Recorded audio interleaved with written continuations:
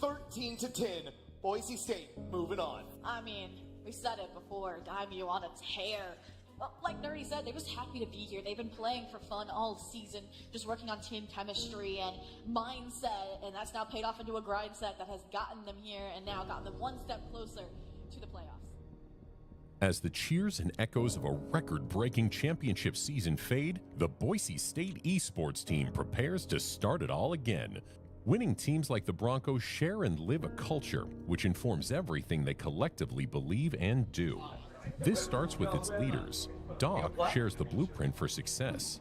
Boise, I have to say, one of the most impressive things about them is they are resilient of a team. They get better and better every time we see them play. And that's going to be a pull-down! Wolva with the dagger! Ball State on your CEC! That exciting 7-game sudden death overtime series ended in a loss. I know a little bit about it. Obviously, I was there. We didn't come up with what we wanted. So I started this in 2017, right? I coached football before that, which should make sense, and band and drumline at a high level, but I was new to esports, right? Recently, a colleague said to me, somewhat enthusiastically, Doc, you've lost more national championship matches than most people ever get a chance to be in. We were supposed to win, right? That's the way the script seemed to be written. It was the first time I'd ever had seniors finishing their final game, and their heads are down. Want to run. Boise State, I want crowd. Please, would like to point out, not a single other team at this event has It just chews you. A lesson I learned then, right, is you can't decide to win.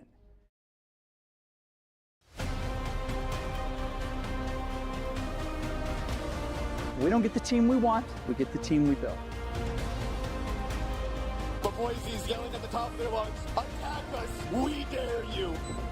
We are not going to be ready for Syracuse if we're practicing like this. Come on, get our heads in it. No support, no support. Yeah. Ben knows all the dances. Please welcome to the stage, Boise State University. They're putting it all on the table. It is a Boise State moment.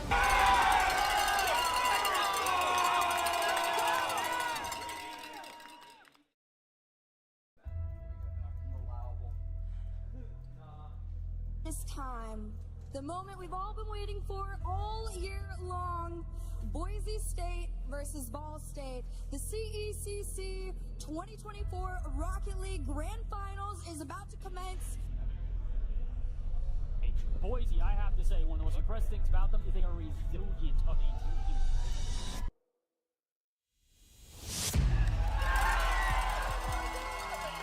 Stepping up to the plate. Win. And right now, it's Boise. People who have not a care in the world, and yet the rotations work. The CECC May Madness event, held annually in Arlington, Texas, is the esports equivalent of the Big Dance. The top 16 teams in each of 4 game titles qualify by winning their respective conference tournaments.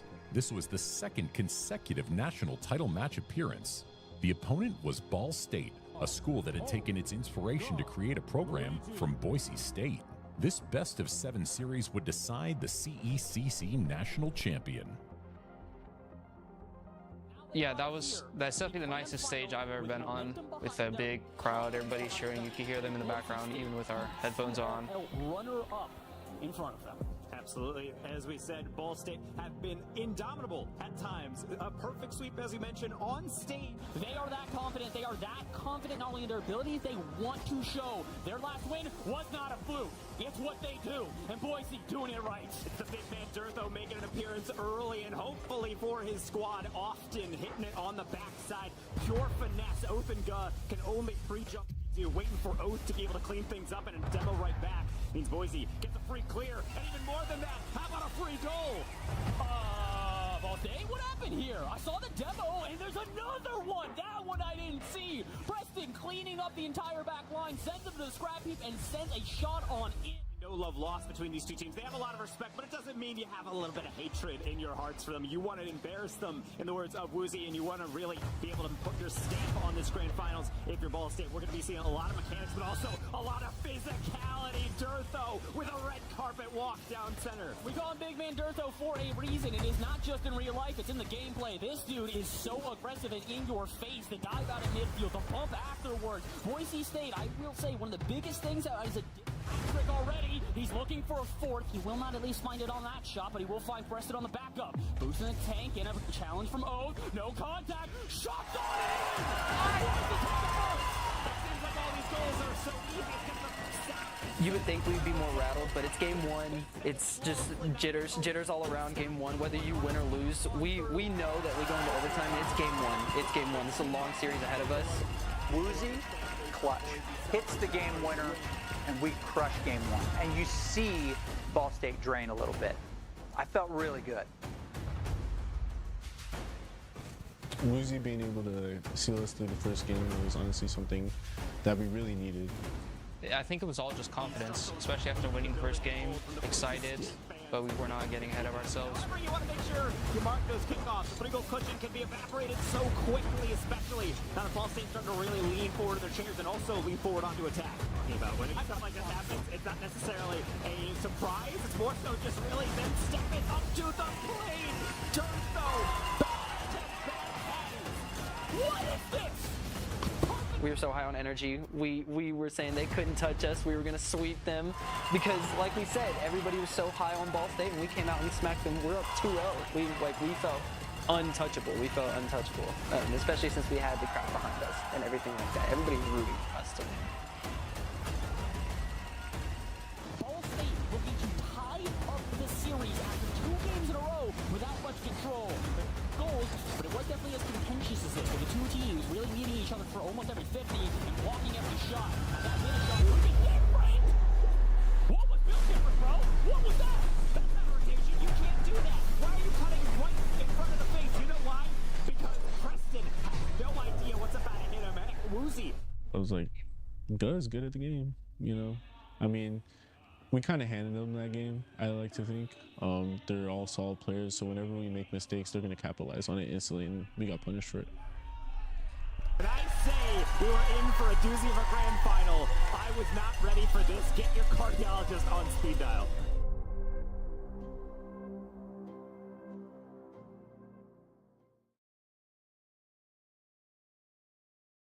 We were in for a doozy of a grand final. I was not ready for this. Get your cardiologist on speed dial.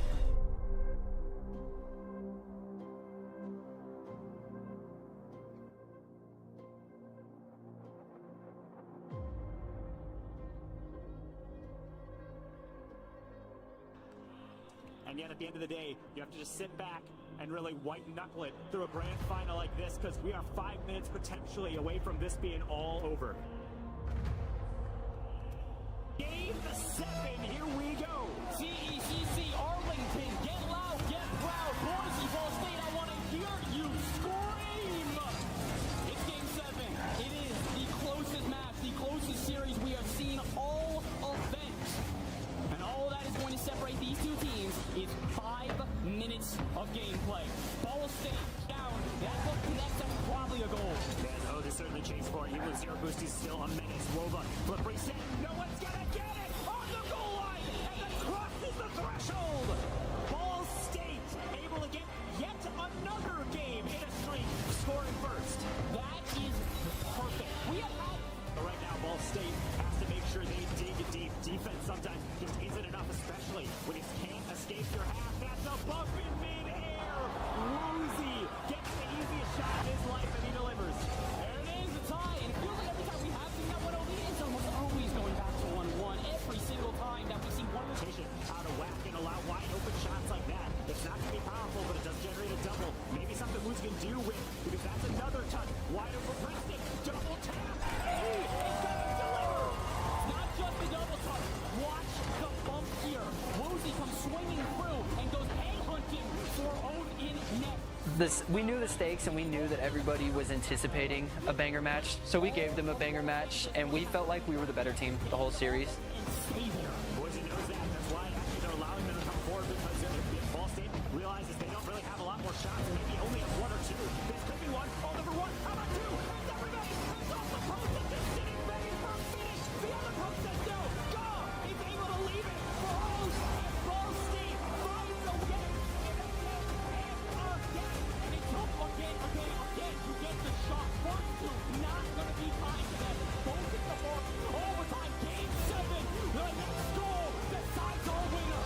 We understand that overtimes can be a bit of a toss-up, but we were confident.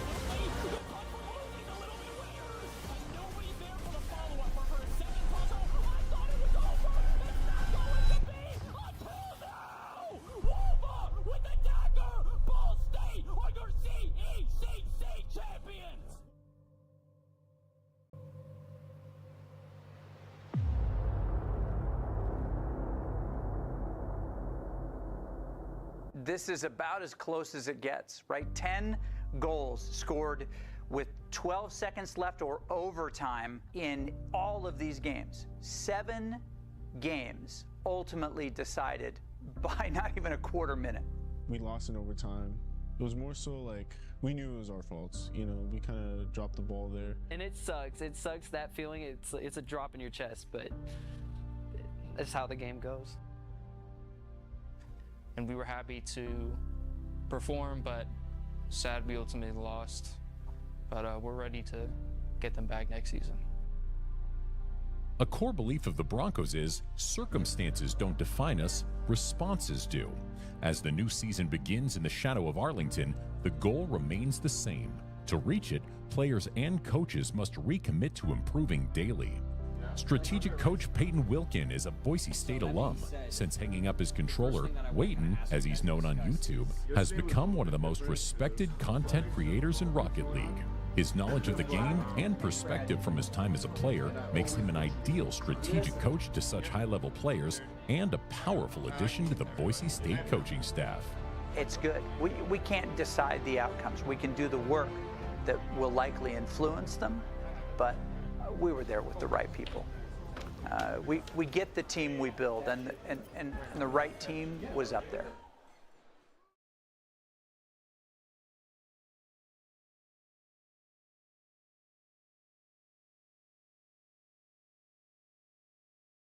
Being a Bronco is a privilege that many elite players would love to have, but those seats are scarce. Each year begins with the returning players taking on talented walk-ons who would love to knock a starter.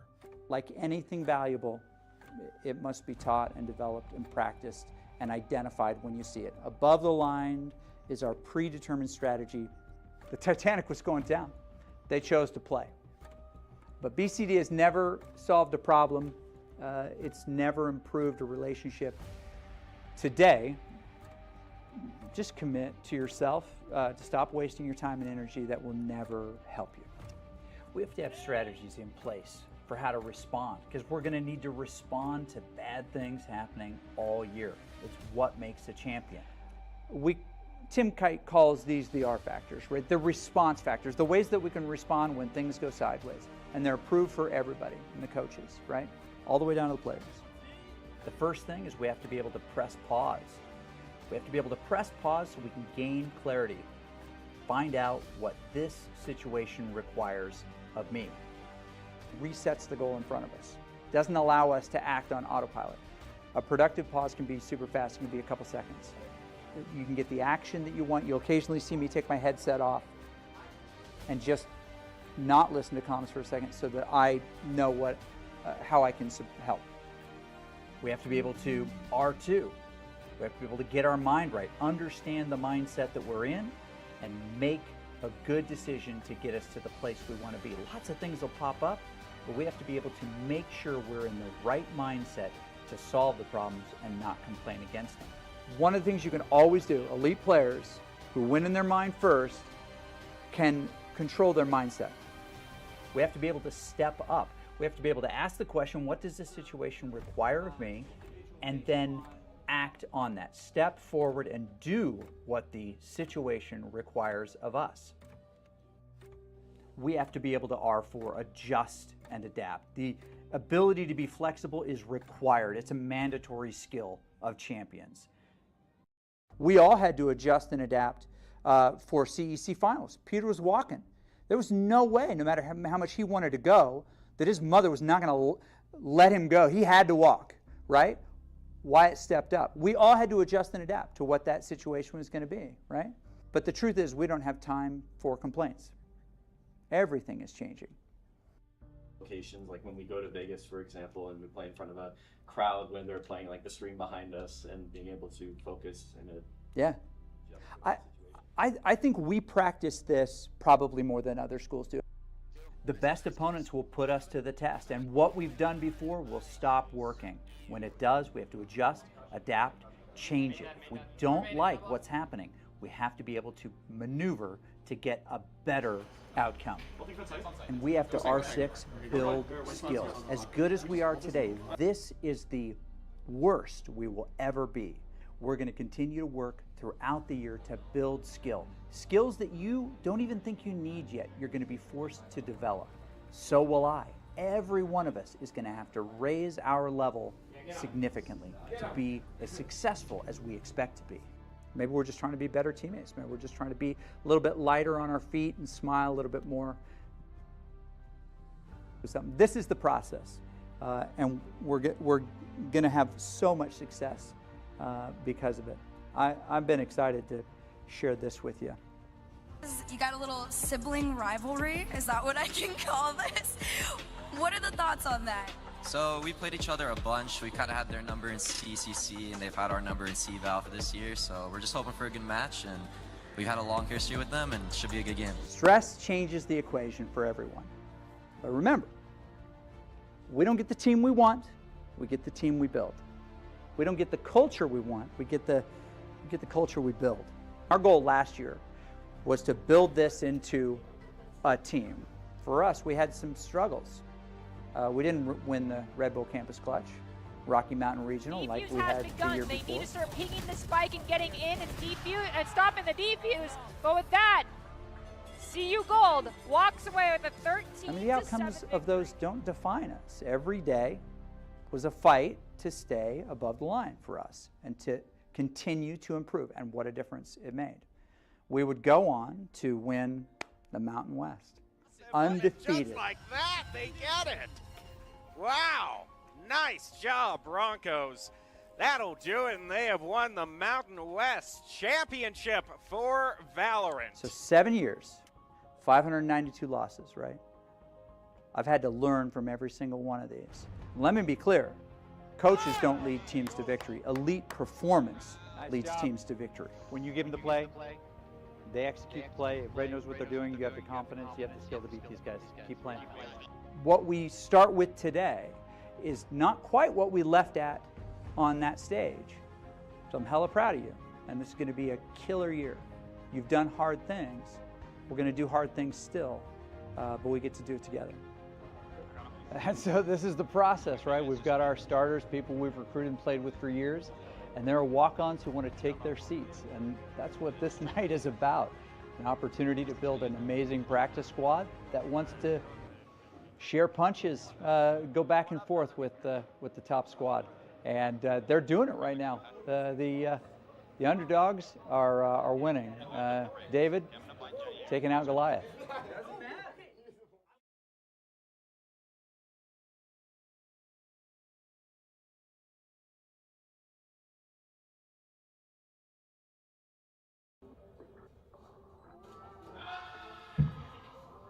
Coach Kelsey Mosier, or Coach K as she's known by the players, is a coach with a decade of experience leading professional teams in the LCS. Her resume includes professional orgs like Evil Geniuses, 100 Thieves, and Riot. One of her projects is to help the talented Valorant team to win a second consecutive Mountain West title and eventually a national title. To do that, Coach K will help the team get better every day, something that has been a challenge for this squad in the past. Yeah, I was going to say, do we want to watch both or not then? Yeah, no, we played around. Yeah, I'm just saying, for an ego play, yeah. That's what I mean. Yeah. I think you had a really good job kind of predicting their plays. Just make sure that we're together, and if there's like wrong information, or if we've already planted spike, or in this case we're just holding, keep the control and calm down. Like other sports, film review is important to improvement for both players and teams. The coaches are looking to see that each play is run as expected. I broke the game. No, I broke it. Okay. I'm gonna drone in a market. Market! Oh, right. I know you have more area and he's all towards the left. Yeah, it's also, I know what you're talking about. It's just hard to get to that angle if he's just sitting in the open too. I'll just die. That's true. After a couple weeks of practice, Doc is concerned that Master's fighting through. They're putting it all on the table. who was on the bench last season, needs to get more reps in practice. We got to get Wyatt more reps. He said he was expecting 50% of the reps, and that's not what he got last week at all. What is his expectation? This is what I need you to do in game, like to a very good level. I just need to work with him on what is his expectation. To be able to play any of those 6 at any time, really. Ever since I got a start last year, this is what I wanted to pursue during my time at college. During that semester, I kind of just was like, okay, I'm going to prove myself, I'm going to get better at the game, and then I'm going to come back next year with the ability to play on the starting 5 roster and with the ability to be better than some of the starting 5. We're going to try to get you as much as we can in the next little bit. I've asked for 50% of these starts, and that may not be what everybody else wants, but you're ready. I mean, obviously CECC. You feel good? Yeah, I feel good. Okay. You gonna pop off? Of course. Okay. Just never forget, discipline is destiny. The way you comport yourself, the way you do the work, is what you'll get out of it. The Broncos are only a week away from opening the season against Syracuse. New on the scene, Syracuse looks to be a strong program, but a bit of an unknown. We slide, ready? Neon's gonna do something else. Wait on Neon. Yeah, he's out of town. Play that round pretty good. That was actually good that you made. With no competitive matches this season, scouting them is proving harder than expected. Moment playing. Line up stuff. I'm playing off you, Griffin. What do you want to listen to? 3, 2, 1. Dog blast. Nice! Austin, blind up. Alright, blinding main. I'm gonna stall. Still. Nice! Good job. Yes! Yes! Next time on Above the Line.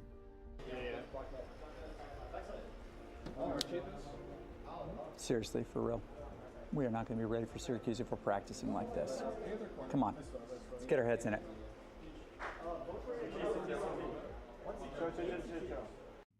Previously on Above the Line.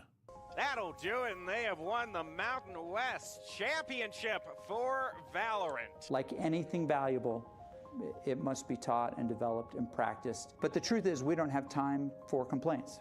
Everything is changing. We don't get the team we want, we get the team we build.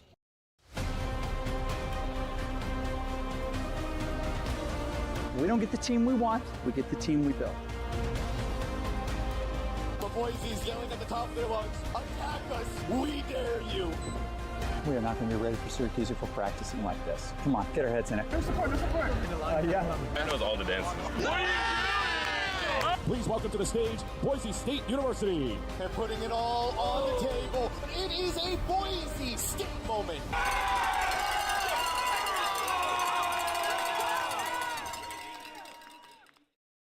Being part of the Boise State Esports program is more than just representing your university in high-level gaming competitions. It's an opportunity to share in the broader spirit of Boise State athletics. When you're not in the gaming arena, you get to experience the excitement of Boise State football in person. From their own perspective, players shared what game day is like for them. Cheering from the stands, surrounded by the roar of Bronco Nation, you're reminded that whether on the field or in the digital arena, you're part of something bigger.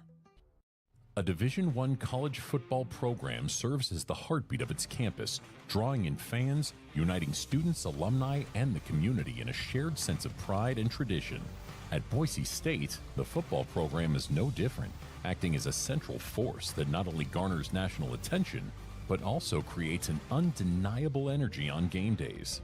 The program's success fuels school spirit, boosts student engagement, and drives financial contributions that benefit both athletics and academics. Whether through its iconic blue turf or thrilling victories, Boise State football captures the essence of college sports and solidifies its role as the premier attraction on campus. In esports, Boise State also competes against their gridiron rivals the same week, making the rivalries even stronger. Opening the Mountain West esports season against Washington State brings added pressure.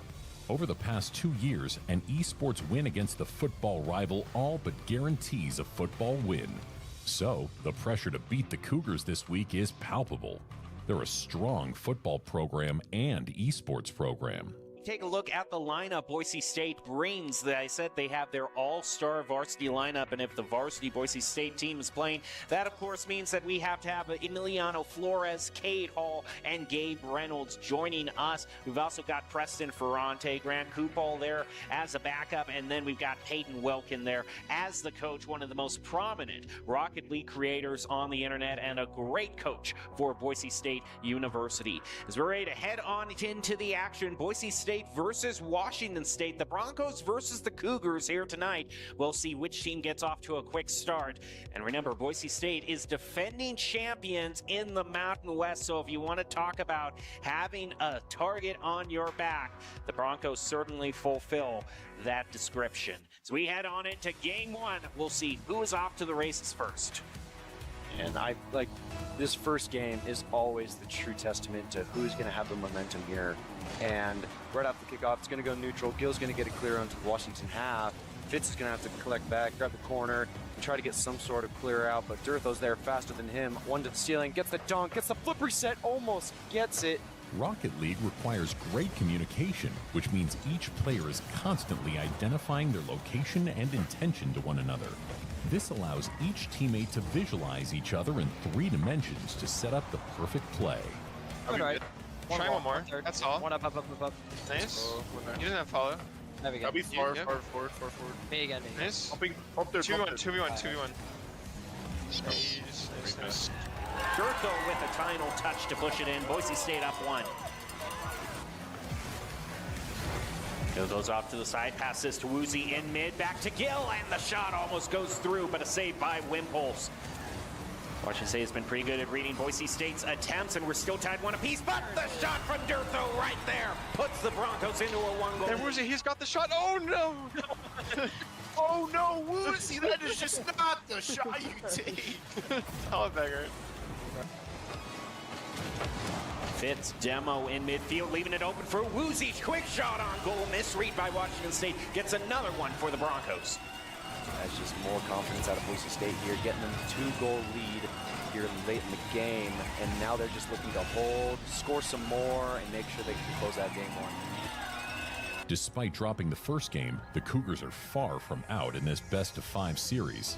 They steal momentum back from the Broncos early in Game 2, making key adjustments to kickoff and forcing Boise State to react. They remind everyone that the series is still very much alive, setting the stage for a more competitive fight ahead. I'm moving. First. I'm on you full. Got them in right. Bad read. You. Free ball. Oh, I give it to him. On. I'll go. Yeah. Oh, I missed. I'll try to play shot. Off. I'm here again. Is there 2v1? try and demo. Oh, it's a little quick. I demoed one. Boise State now coming up on the 2-minute mark in overtime. Durtho for another shot on goal off the backboard. Follow up, it's right there. Gill is so far back on the field he cannot follow up. And another prime opportunity slips by. Boise State will have to keep on searching for the game-winning goal now over 2 minutes into overtime.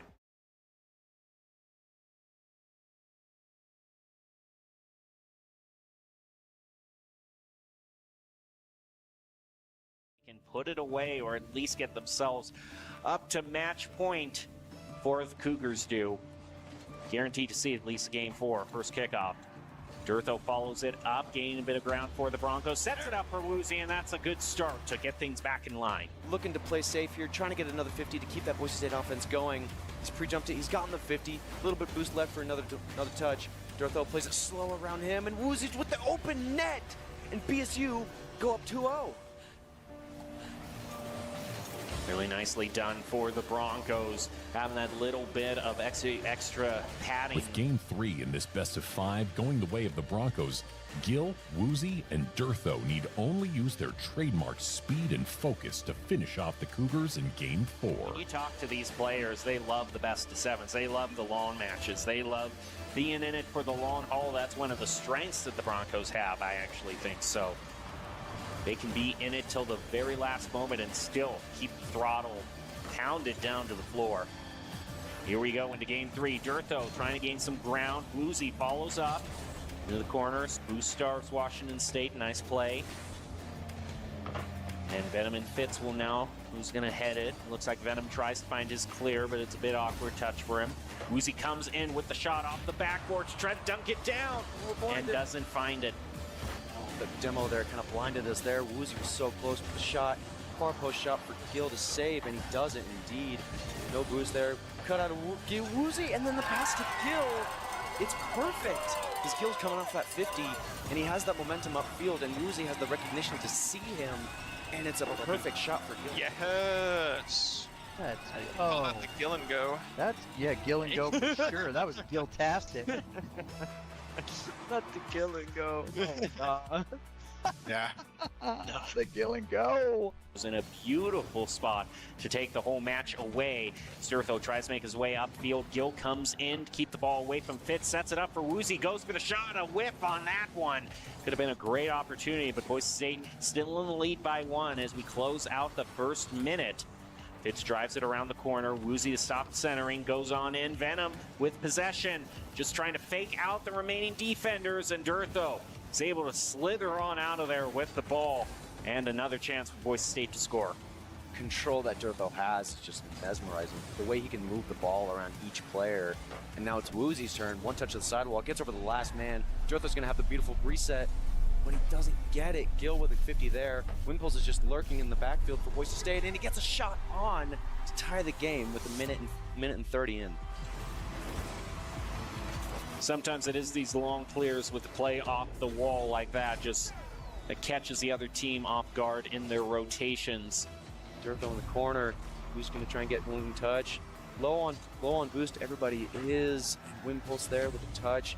I mean, they're just Boise State's looking for a clear here to be able to get some boost, get some offense going, but they're struggling at the moment. Fitz with another touch to the sidewall to continue this Washington State offense.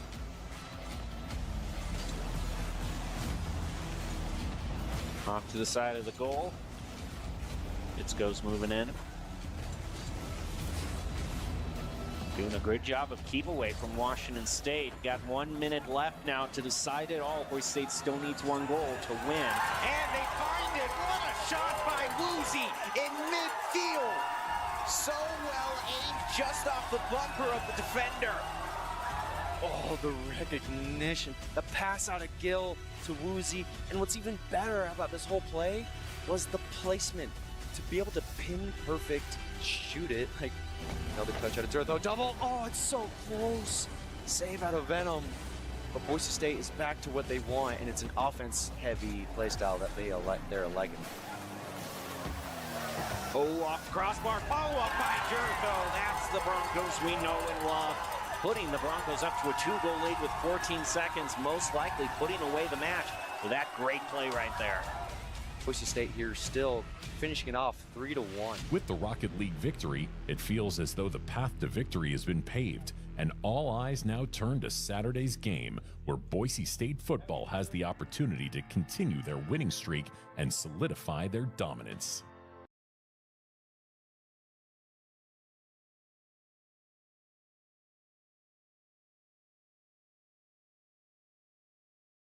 Now to decide it all, Boise State still needs 1 goal to win. And they find it. What a shot by Woozy in midfield. So well aimed, just off the bumper of the defender. With the leaves starting to turn and the season in full swing, the Boise State Esports players are setting into sweater weather and the regular season. Still more than a month away from traveling to the CECC Western Regional, the Broncos have other business to attend to, namely their Mountain West schedule and the Power Esports Conference. Boise State is part of the first of its kind scheduling alliance of Division I FBS schools, football powerhouses that also have strong esports programs. The 8 universities that make up the PEC are Michigan State, Ohio State, USC, Oklahoma, Nebraska, Kansas, Syracuse, and Boise State. The teams compete in 4 game titles against the same school each week. Dr. Joey Goriziak is the Syracuse University Esports Director. He explains what the PEC is about and what they aim to do. Yeah, the PEC is a new, technically it's a scheduling alliance, in a way that builds on traditional athletic and especially football rivalries that students understand on college campuses. And we have a week of competition at a time against each school to really build on those more traditional rivalries. So 14 total weeks of competition, 7 in the fall, 7 in the spring.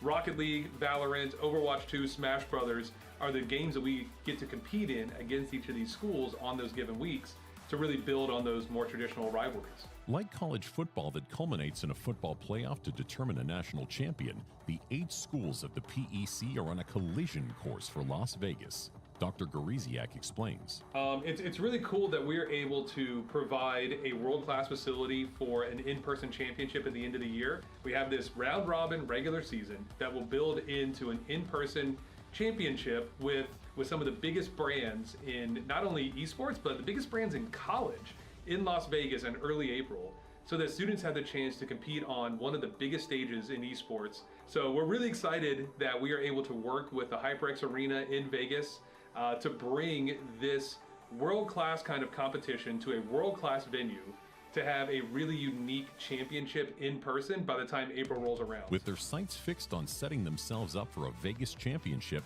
the Broncos have a daunting opponent in Syracuse in week 1, a tough matchup. First up is Rocket League, and the players are amped and ready to go. Well, Boise State is looking to make a strong statement to start out the PEC. Back corner, Urtho pinches off the ceiling, gets a whole lot of ground off that one. Pushed off to the side by Syracuse. And now dropping right down in front. What a great, this is such a much better game out of Syracuse here, looking to go again. Woozy with the double tap to finish it out. 2 seconds left on the clock, going 3-1. But, I mean, even with it being 3-1, that's still saying something about Syracuse. They were able to hold it so much closer, but, I mean, Boise State. With the push up, double off the sidewall, goes towards net. Is he going to be there? He's not. I didn't know where you were. I just heard Oh, one those more. reads are so hard to make, and Durtho makes it look easy. Oh, it's in. Just perfect aim right there. That's all I have. I'm putting my ball. Oh, damn. I was committed to something else. Nice. I have first. I'm net 30 on. And a closeout Yeah, to game 3 with Boise State leading 5-3. The shots on goal still being the Broncos' strong suit. And as we can see them up on stage, I mean, it's just another day at work for them. You would Up never next, the think- Overwatch team takes on the Orange. Welcome to the Boise State Esports Arena, and tonight we kick off our PEC season in Overwatch. Don't have really any time to push as a full team, so it's desperation tactics moving onto the field. They're going to wall off that Deadeye, and that's the point captured. All done and dusted, a hop, skip, and a jump, and a first-round win. After for graduating Boise State. 4 starters, including 2 All-Americans last year, the Broncos are in a rare rebuilding year. Doc is confident they can return to dominance with the freshman phenom Strider, or Cannon Miller, and veteran Clear, Jonathan Foraker, but because of both players' professional commitments, the squad has not had much time to develop. This leads to mistakes. For so long, and we know how much damage you can pump out.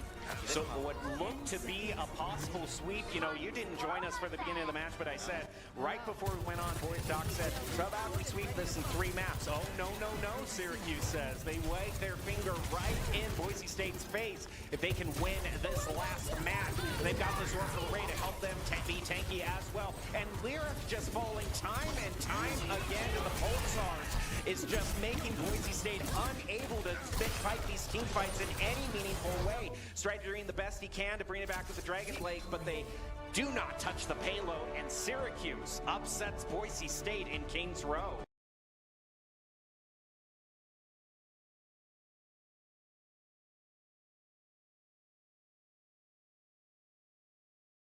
And Syracuse upsets Boise State in Kings Row. Might not see any sort of clean sweep here, but maybe Boise State does have that secret sauce. Frost comes in for the flank around the streetcar, trying to land it against the Cassidy. Azer heads down as Diamond Dog gets the final hit. Pulse grenade thrown onto Speed Glasses. Lunar bites the dust thanks to these minefields, which have just been hidden every single time. And Boise State gets the win on New Queen Street. maybe Boise State just isn't as battle-hardened on that. There's just so much up in the air, but a lot is riding on this next Flashpoint round. Yeah, for all we know, they could have been spending a lot of time working on New Junk City just to surprise the enemy team. So this could be an excellent play. That's a very bad time for that Juno to jump onto the high ground. Now this Genji is trying to do all he can to stall this out, but it's not enough against the full force of the Broncos. Celebration Ultimate's out. They have won their first PEC match. Wow, that last game was impressive. Pulling out their first win as a team, Overwatch hands the reins to Smash. As they can. And we can see it right there. 1-2, Syracuse in the lead with 2 stocks. Only issue is now Boise State is at 106% on their final stock. Final stock for both teams, but Boise State has a huge uphill battle now. You can't really get hit by any straight hit here, or it's just momentum or just an instant death. And there we see it right there. With that, yep, almost thought we were getting faked out for a second, but the game went for the special knockout. With that, Syracuse takes the first match. Pretty easy for him to get back, we can see that. But Syracuse doesn't want to let him off the ledge right now, just keeping up the pressure with the Gordos. Knocks him out, takes a stock, 2-1. Yeah, but as we said, Boise State's got 2 stocks to deal with, and Syracuse has 1, and they don't need to save them for another round. It's all in. Yeah. And with that, Boise State is able to turn it around, bring it 1-1, bringing it to the 3rd match. Smash has played 1v1, but in a format called crew battles, where teams of 4 compete 1 by 1 until a player has used up their 3 lives, called stocks. First team to take 12 stocks wins the crew battle. Off the ledge, knock him out, and keep it going. And so as we can see, looks like this will not be a change. It's going to be DDD versus Yoshi. The very last round in this match. Once again, 3-1. The uphill battle of the century for Boise State in their first game. Syracuse going in swinging immediately, 8% on DDD, both going straight out. The Gordo gets reflected, 25, 34, 53% on DDD. Already a devastating amount of damage on 1 stock. He's not out of it yet, though. Sorry. All right. That might be. Despite a tough start, Smash falls to Syracuse. A great win for the Orange, but a tough loss for the Broncos. Coach K has taken a special interest in the Smash team and community. Getting them to prepare properly for matches against other schools is different than weekly friendlies and tournaments. If they're going to have the season she hopes for, they'll need a strong showing. They are trying to change their play style to better suit the feedback that they've gotten. We'll get to see dividends on for each of the individual players as time goes on, and I'm pretty excited. It's been pretty rewarding so far. Valorant needs a dominant performance against the Orange to make an opening statement. As all of Syracuse jumping out from hookah, Master gets the first, and the cross. After almost dropping map 1 after an amazing comeback by Syracuse and narrowly winning 13-10, the Broncos are finding it difficult to close out map 2. I'm flanking. They're going B. All right, go back to that. Okay, I'm blinding. Ready? Blinding in 3, 2, 1, go. Syracuse all looking the other direction as we see Sova looking for an opportunity to pick someone off. Neon's going to try and push up. Not able to, though, with the Cypher Cage there. Lots of utility onto that spike. Huge standstill here. The defuse is going to go through. Prestige is going to try it. Sova's going to push through, tries to take out Omen, succeeds, and Syracuse is able to get the win. Valorant is like football in that there are set plays the team practices and runs. When the opponent makes those plays tough, players call audibles to try and get the advantage. Communication and timing are key. Every player has to do their job. And I'm really excited to see how Boise State utilizes Deadlock with their set plays. Doing the Sova play or no? Or no, sorry. I don't know. I'm gonna get your ult in mid. Okay. Up. Smoking up. Three up. Raise room bang. Can you come through, Austin? Yep. Of everything, Daimyo holding strong gets the first, but he's traded. Now Skeletons in a weird position. I'm running main. He's willing to just take the fight, and T0, he's the last one alive, and he's noted. Oh, Sky's good angle. Able to take it out. Yep. That's what I like to see. Bring the boom bot in. Man on the bomb. It's taken Daimyo out. gets it. Wow. It's all to 1. Can he get the defuse? It's going to come down to this. Daimyo 4K to close out the series. And with that, Boise State is able to take the map. With the win, the Valorant team can take this close call and learn from it. Coach K will help them focus not just on the outcome, but the process. The Broncos believe that it's a mistake to focus on the outcomes alone.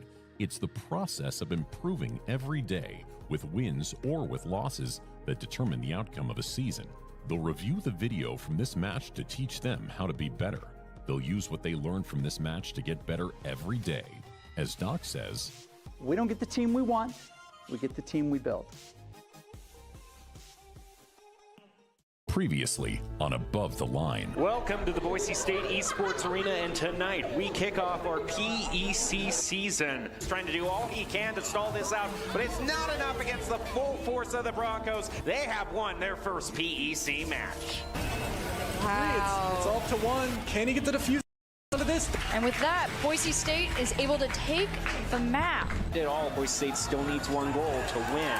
And they find it. What a shot by Woozy in midfield. So well aimed, just off the bumper of the defender. We don't get the team we want, we get the team we build. The Boise's yelling at the top of their lungs, attack us, we dare you. We are not going to be ready for Syracuse if we're practicing like this. Come on, get our heads in it. No support, no support. Yeah. Ben knows all the dances. Please welcome to the stage, Boise State University. And putting it all on the table, it is a Boise State moment.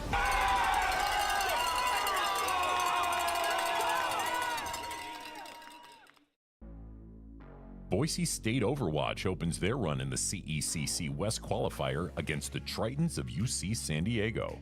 In order to qualify for the West Regional in Sacramento, the Broncos will need to survive perhaps the toughest group in the tournament, with schools like Hawaii, San Diego State, Arizona State, and Cal State Long Beach. If they make it out of their group, they'll also have to win in the round of 16 to make it to Sacramento. I need 60 seconds. I'm going to tell you a little bit that hopefully is going to make a difference, but call what you need in the moment. They've been running a lot of Orisa, Genji, Cass, obviously Brig, Juno. All right, if we go Baga here. Strike first, strike hard, no mercy. True. Cobra Kai. Good. In Overwatch 2, the objective on control maps is for teams to compete for control of a central point and hold it until their progress meter reaches 100%. The Broncos get a slow start, and UC San Diego looks to capture and win. But the Broncos have a different plan. Here comes the Deadeye, also not really able to find anything with all of Boise State backing away. Unfortunately, Bob not being able to touch the point means that they have to go in. Yeah, Strider nearly has that minefield built back up.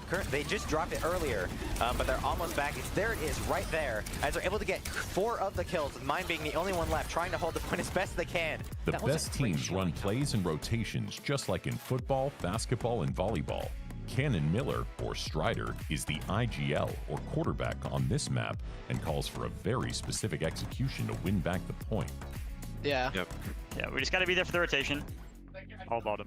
Bottom. Okay, I'll minefield when they walk in left side. It's gonna be big. I miss post. 3, 2, 1. Look, Cassidy's just split. Good in. Winter getting his health down real low as Clear is able to take him down with a melee.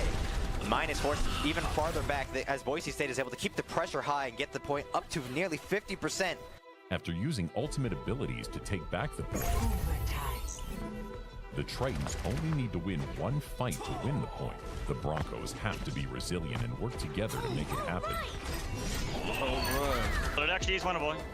My supports need to walk out. I'm touching. Touching for a second. Oh, break half. Oh, break. Break dead, winnable. Touch. I can. I have touch. I got. Minefield, look, Gino. Quick kills you now to support. Gino one. Juno's dead. I have no support. We're winning. I'm fighting Genji right side, just 8 point. Yeah, I'm shooting Genji, Genji one. There's no gold. Lucio's point. Pass one, remains. Pass dead, Lucio. I have it. Let's go. Nice. Let's freaking go. Really nice job. That's the Bronco spirit. Never give up, baby. Finding their feet, Boise State fights to maintain their momentum.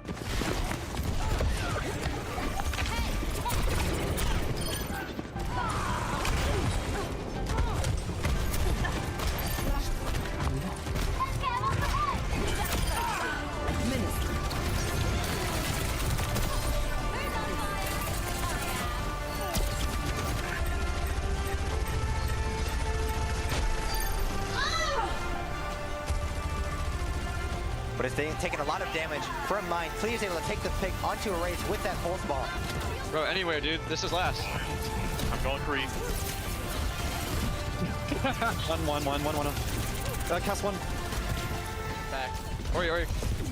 Trace dead. Just Trace. I'd take me down, bro. My KD. What? Whoa. It was an amazing final game. Wow, that was insane. With a win over UCSD and Long Beach State, the Broncos make it out of their group and into single elimination territory. With a win in the round of 16, they will advance. Only the Elite 8 will punch their ticket to Sacramento in November. As strong as the Broncos have looked so far, they're not without struggles. All-American junior Jonathan Foraker, or Clear, is fighting through illness and injury, literally. So Jonathan has been out of the building for a little bit. Some are aware, they follow him on social media, an autoimmune issue popped up after some of the recent world travel. It has made it really hard on his body to recover. He's getting great medical care. I'll let him communicate all the details. I mean, with Clear, really, it hasn't affected our preparation much, you know? He's still scrimming with us pretty much every day. Clear is working super hard and becoming stronger and trying to get better, and we are just trying to do the same. Boise State will need to put together an outstanding performance to qualify for the live event, and only one match stands in the way.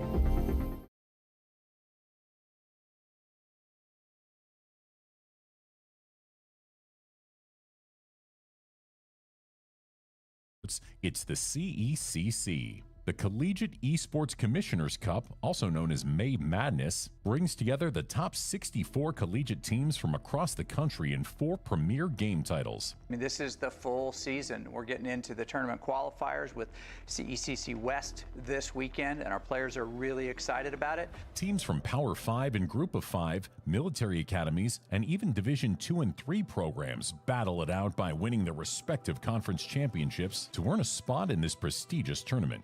It's the ultimate stage for collegiate esports, where the best of the best compete for national glory. So I think with CECC, we're going to see a lot more competitiveness and a lot more higher level strategic thinking. Boise State Esports has represented the Mountain West in all 3 of the previous May Madness events. Since 2021, the Broncos have never missed qualifying. But with the parity in college esports, staying on top is harder than ever. As Doc says, if wanting it was enough, everyone would get it. We don't want it, we have to earn it. Hopefully we're going to just kind of take some of the restrictor plates off of them. Earning it means winning one of the 16 qualifying spots in each game title. The first opportunity is the CECC West event, which begins with an online qualifier. The Broncos will have to outlast nearly 100 college teams to earn a spot in the live qualifier in Sacramento and then win it to go to May Madness. Winning one of the 4 regional qualifiers gives the team premier seeding at the live event. Even though the Broncos can earn an invitation if they win the Mountain West, a West Regional is a highly coveted golden ticket. You can have massive improvements and not win, and we're aiming for those matches at the end of the year. Capcom has been driving college competition forward with Street Fighter VI, solidifying its presence in collegiate esports. The game has become a key focus, with the Collegiate Esports Commissioners Cup adding SF6 as the 5th title in their prestigious May Madness event. This inclusion highlights Capcom's commitment to promoting SF6 as a central pillar of competitive gaming at the college level. Boise State University, already a powerhouse in the collegiate esports scene, has embraced SF6 as part of their program. Under the guidance of Coach Kelsey Mosier, known as Coach K, Boise State held a campus-wide SF6 tournament to identify top talent. The winner not only earned a scholarship, but also a chance to represent the university in upcoming high-level competitions. Coach K has taken a special interest in preparing this new SF6 squad, ensuring they're ready for the intensity of competitive play. Several of Boise State's top players, including Korai Kotak, are now preparing to compete for a coveted spot at the West Qualifier, a crucial step toward the CECC May Madness tournament.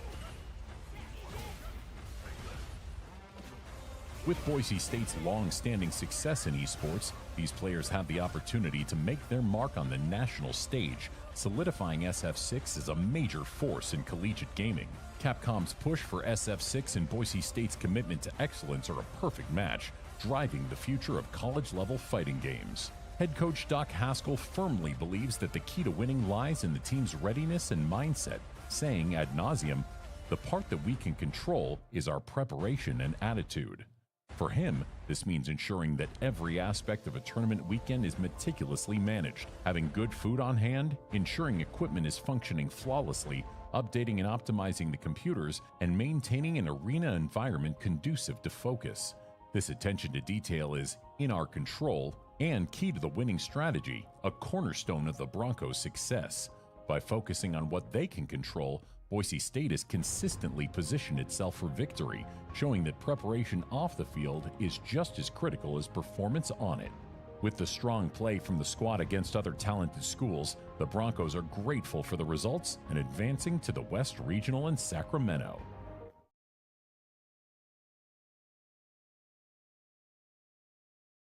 Standing just one victory away from securing their spot in the in-person CECC West Tournament in Sacramento, their journey has been anything but easy, battling through illness and injury along the way.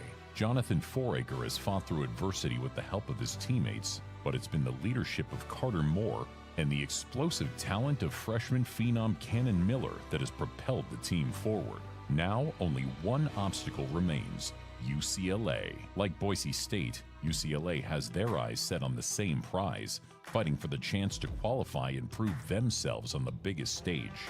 Both teams have their aspirations pinned on Sacramento, but only one will come out victorious. It's all on the line in this upcoming match, where the winner will earn their ticket to the CECC West and the opportunity to shine in person. Experienced coaches like Doc Haskell know exactly how to keep players focused and engaged in a winning strategy. Understanding the impact of environmental elements on gameplay, Doc adds a unique twist to this match with a special challenge.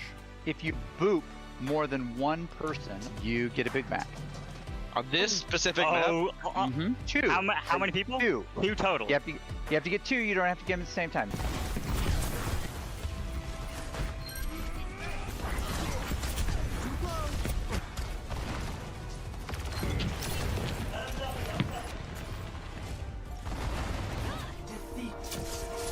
As the final moments tick down, Boise State's Overwatch team claimed a hard-fought victory over UCLA, punching their ticket to Sacramento. For three of the Broncos, this marks an exciting milestone. With one of the three Broncos squads advancing to the live event, the focus moves to Valorant and Rocket League. While Valorant has never won a CECC West title, the pressure for the Rocket League trio to win their third straight West trophy is palpable. Advancing through the group stage is more difficult than before. Teams are improving, and everyone needs to be respected. New Mexico State has surprised everyone by making it out of the group stage and into the bracket.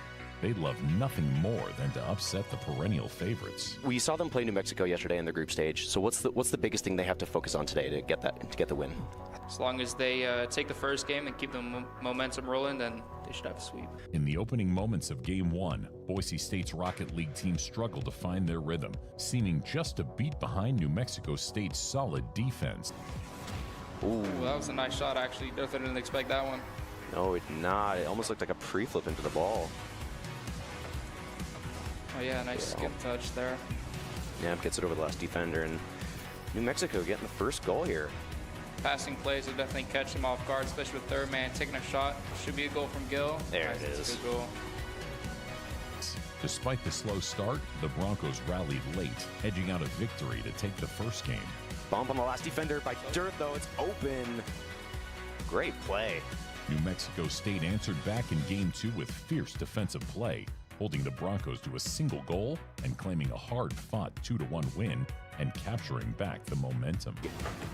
And they're looking to try and keep it up, but it's not going to go. It's going to hit that corner right where it doesn't need to go. New Mexico getting the win. Another one-goal game. In Game 3, the Broncos began to execute with the precision and intensity that earned them 2 consecutive CECC West titles. Woozy, Durtho, and Gill took turns finding the net, showing the Aggies the level of play that defines champions. Nice.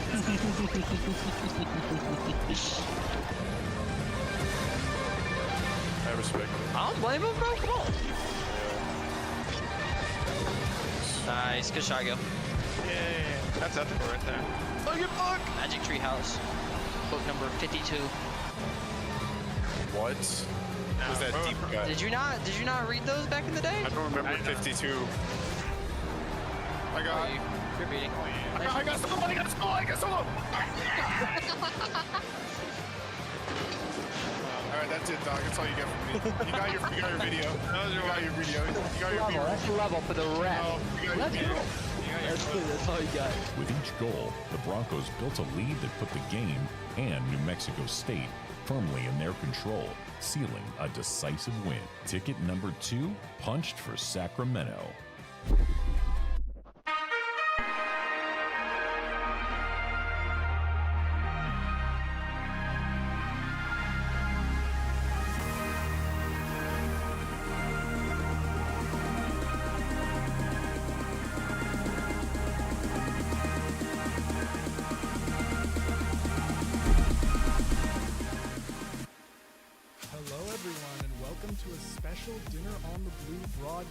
Live from the Boise State Esports Arena.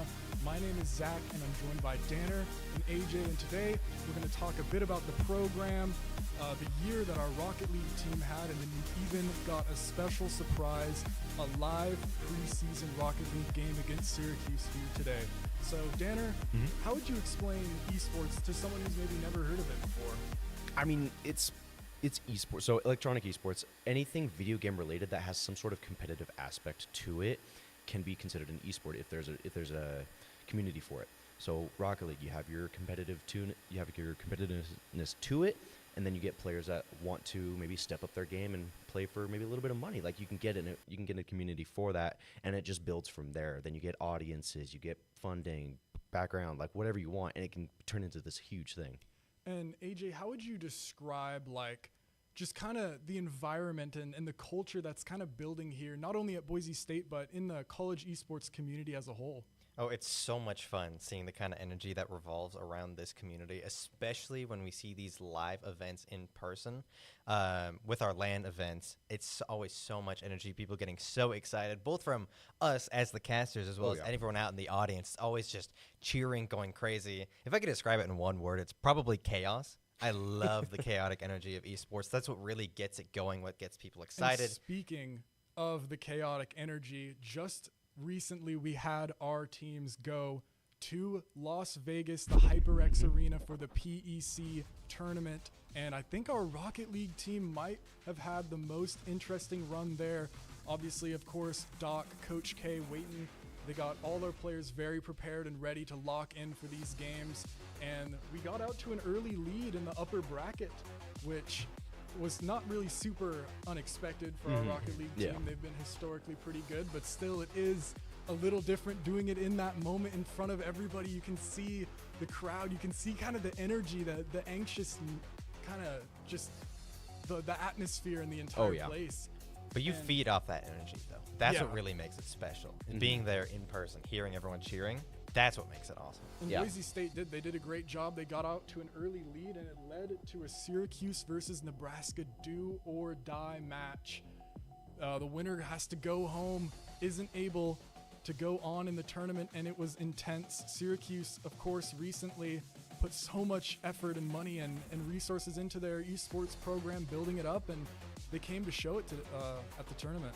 Absolutely. I mean, every team that is competing in that tournament is fighting for their lives. They want to be the first to claim that PEC title because, I mean, this is the first year we've ever had it. I mean, we had our fall and spring regular seasons, and then now our first ever championship. So all these players are here to showcase themselves. And this first game, Nebraska and Syracuse, was a nail biter. I mean, seeing these teams play for the first time on stage in this environment is great for them and great for some exposure for their programs as well. Their back was against the wall. Winner goes to face Michigan State, the only team that was able to get any sort of victory out of Boise State, defeat them at all during the regular season. And so backs against the wall, Syracuse took an early lead, but then it got evened out 1-1. And I mean, just seeing these replays, you can just almost feel how locked in everyone is and just how seriously everyone's taking this. I love looking at the little camera in the bottom left corner because you can see like the stances from both the casters as well as the players. You can see like almost the terrified looks on their faces. Oh, That's absolutely. how you know how much pressure there was during this event. For sure. And of course, Rocket League, it's probably one of the most accessible games to watch, of course. You can probably tell by watching it's just soccer, except it's 3 versus 3 with cars, of course. And it leads to a lot of coordination and a lot of high intensity, like highly executed plays. Yeah, you have to be very precise with how you play this game and how you go about doing things, whether it be by yourself or passing plays with teammates or even just general rotations to cover on the defensive side. And hitting a lot of these plays is a lot harder than it looks. Mm-hmm. From an outside perspective, I can admit I was one of those people. It looked a lot easier to hit the ball than it actually was.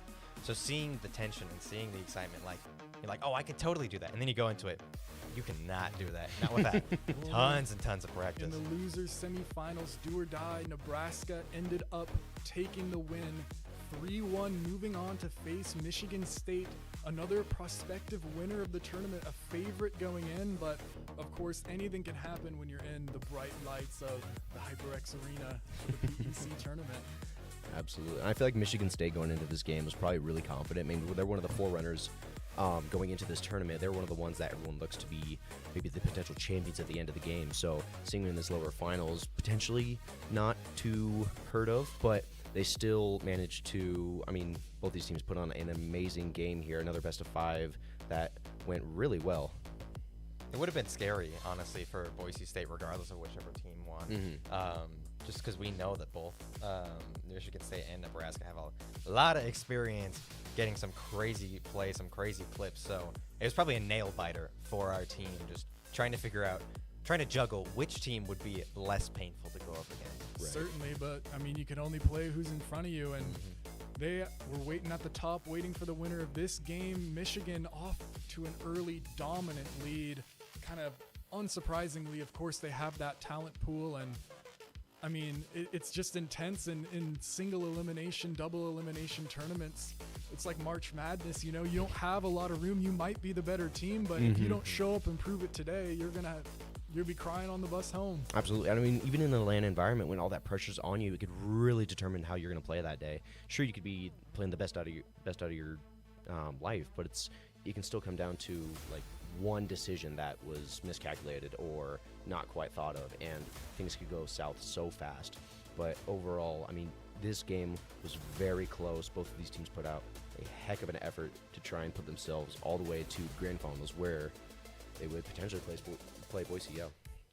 Trying to keep this composure over and over again throughout the tournament is also really, really impressive, because whichever team goes on, they're going to have to keep up this same game for however many rounds. So just being able to keep that energy, keep that focus for so long is probably the most impressive part for me. That was a good point to note. I was going to say something similar, where you can see at the top it says best of 5, and so essentially these players are playing multiple games back to back to back to back, and in a tournament maybe you're playing a best of 5 and then a best of 5 then a best of 7, just back and over, and it takes a lot of kind of mental resilience. And you can see, like, even now Nebraska down 2 games is still putting up a fight, playing till the very end. And of course there's always opportunities for things to go a little bit out of hand. Yeah, and also touching on the mental aspect. I mean, for these players on a LAN environment, on a stage with a crowd yelling in your face, you have to be able to keep a mental composure and be able to like make sure you can process your thoughts and put out clear comms for your teammates. Make sure everyone on the field knows what's happening at all times, so that you can, keep progressing in that series and potentially win it. That's the nice thing about Rocket League specifically, is there's only 3 people on your team. So it's a lot easier to be able to keep those comms going. So even with the absolute chaos that is a LAN environment, specifically of that size, it's still pretty easy if you have just a few people that just giving those quick comms really fast, you'd be able to still keep up. Unlike other games where it'd probably be a lot more complicated. Well, and another cool thing to note as well is, in a lot of more traditional sports, from very young ages, 10, 11, 12, players are playing, like kids are playing at tournaments in front of crowds, and they've had so much time to build that up, but a lot of players, the first time they ever play in front of a crowd is when they play for Boise State or when they play for their college, and it's a lot of energy, and it's an interesting, it adds a lot to the story because these players aren't really as conditioned, and it can show in terms of stress, but Michigan State were able to fight off that stress and come all the way back up the bracket to make the grand finals against Boise State, and they got off to an early lead. Boise State, Michigan. I mean, this is the coveted matchup of this entire PEC season. In the fall, Boise State and Michigan play each other. Michigan takes the win, and it seemed to be maybe the only hurdle that Boise State couldn't get over. Come to the spring, after a little bit of prep and after a little bit of practice, you'd think maybe it'd be a little better, but no, Michigan State, once again, in the regular season, beat out Boise State. So now, coming into this grand final for the PEC championship, you're thinking to yourself, what's going to happen here? There's a lot of high tension that was being built up during this time. I imagine the crowd is getting even louder and louder.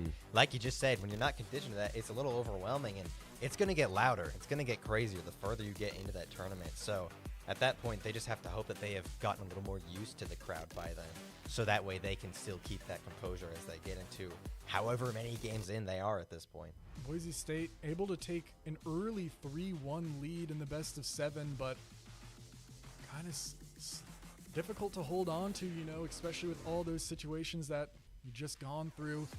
Things still, even Michigan State, of course, going all this way, they're not willing to give up that quick. Gonna have to earn everything, and every player here, I think a lot of people don't quite realize just how much everyone here cares about what they're doing, whether it comes from the fans or the players or the coaches or the broadcast team. Everybody's so passionate and has spent hours and hours and hours working to get to this exact spot to show it in a best of 7 like this. And with Michigan going down 3-1 like that, you got to think to yourself, at triple match point, you are fighting for your life every game. So going into that 5th game, you're thinking to yourself, okay, I have 5 minutes to get something going here, get a win on the board, and try to keep our hopes alive for this grand final. With Rocket League, since there's only 6 players on the field and 1 ball, it's so easy to look for just little slip-ups. And I know that that's what Michigan was looking for that entire time. Since they were in that position of trying to find any possible way to keep moving forward, they had to look at every single tiny mistake that Boise State makes and then punish it as quick as they possibly could. And that was going to be their only saving grace at this point, considering how much of an impressive start Boise State had. When you can see the margins of victory and defeat in some of these games, 15 seconds, Michigan State trying to look for any way back into the game, 10 seconds left, they had to make a final push, down 3-2, their only chance, but they weren't able to do it, and Boise State, after a historic, hard-fought victory, they became the first ever Power Esports Conference Rocket League national champions.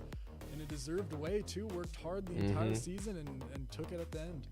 Yeah, absolutely. I mean, they fought their butts off that entire season for both fall and spring, putting in hours both individually and together as a team, just to make sure they can get to this stage and make that kind of tournament run. I mean, it was incredible to see, and doing it in 6 games, also in the grand finals. Definitely a well-fought series, but still with room to breathe.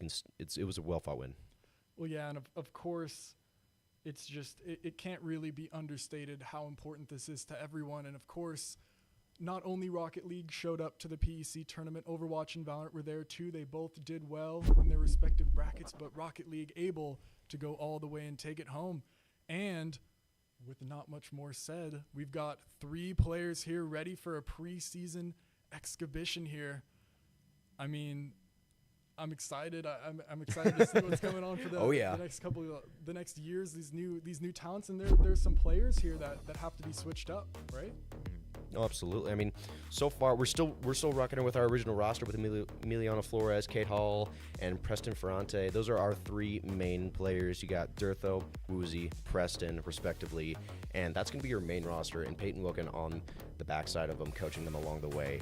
That it is a very hard team to kind of stop. I'm very impressed with how our team has just done in the past, because they've been going for quite a while at this point. and they are definitely one of our best teams that we have. And so, you know, seeing them doing all these incredible plays and being able to get the first championship ever, that doesn't really surprise me, seeing as how they are right now. So I'm honestly expecting to see a lot more solid momentum out of our Rocket League team as we push forward later on into the season. So I'm just looking forward to that specifically. Absolutely. And since this is our first showcase of the season, it's curious to see, you know, how summer treated them.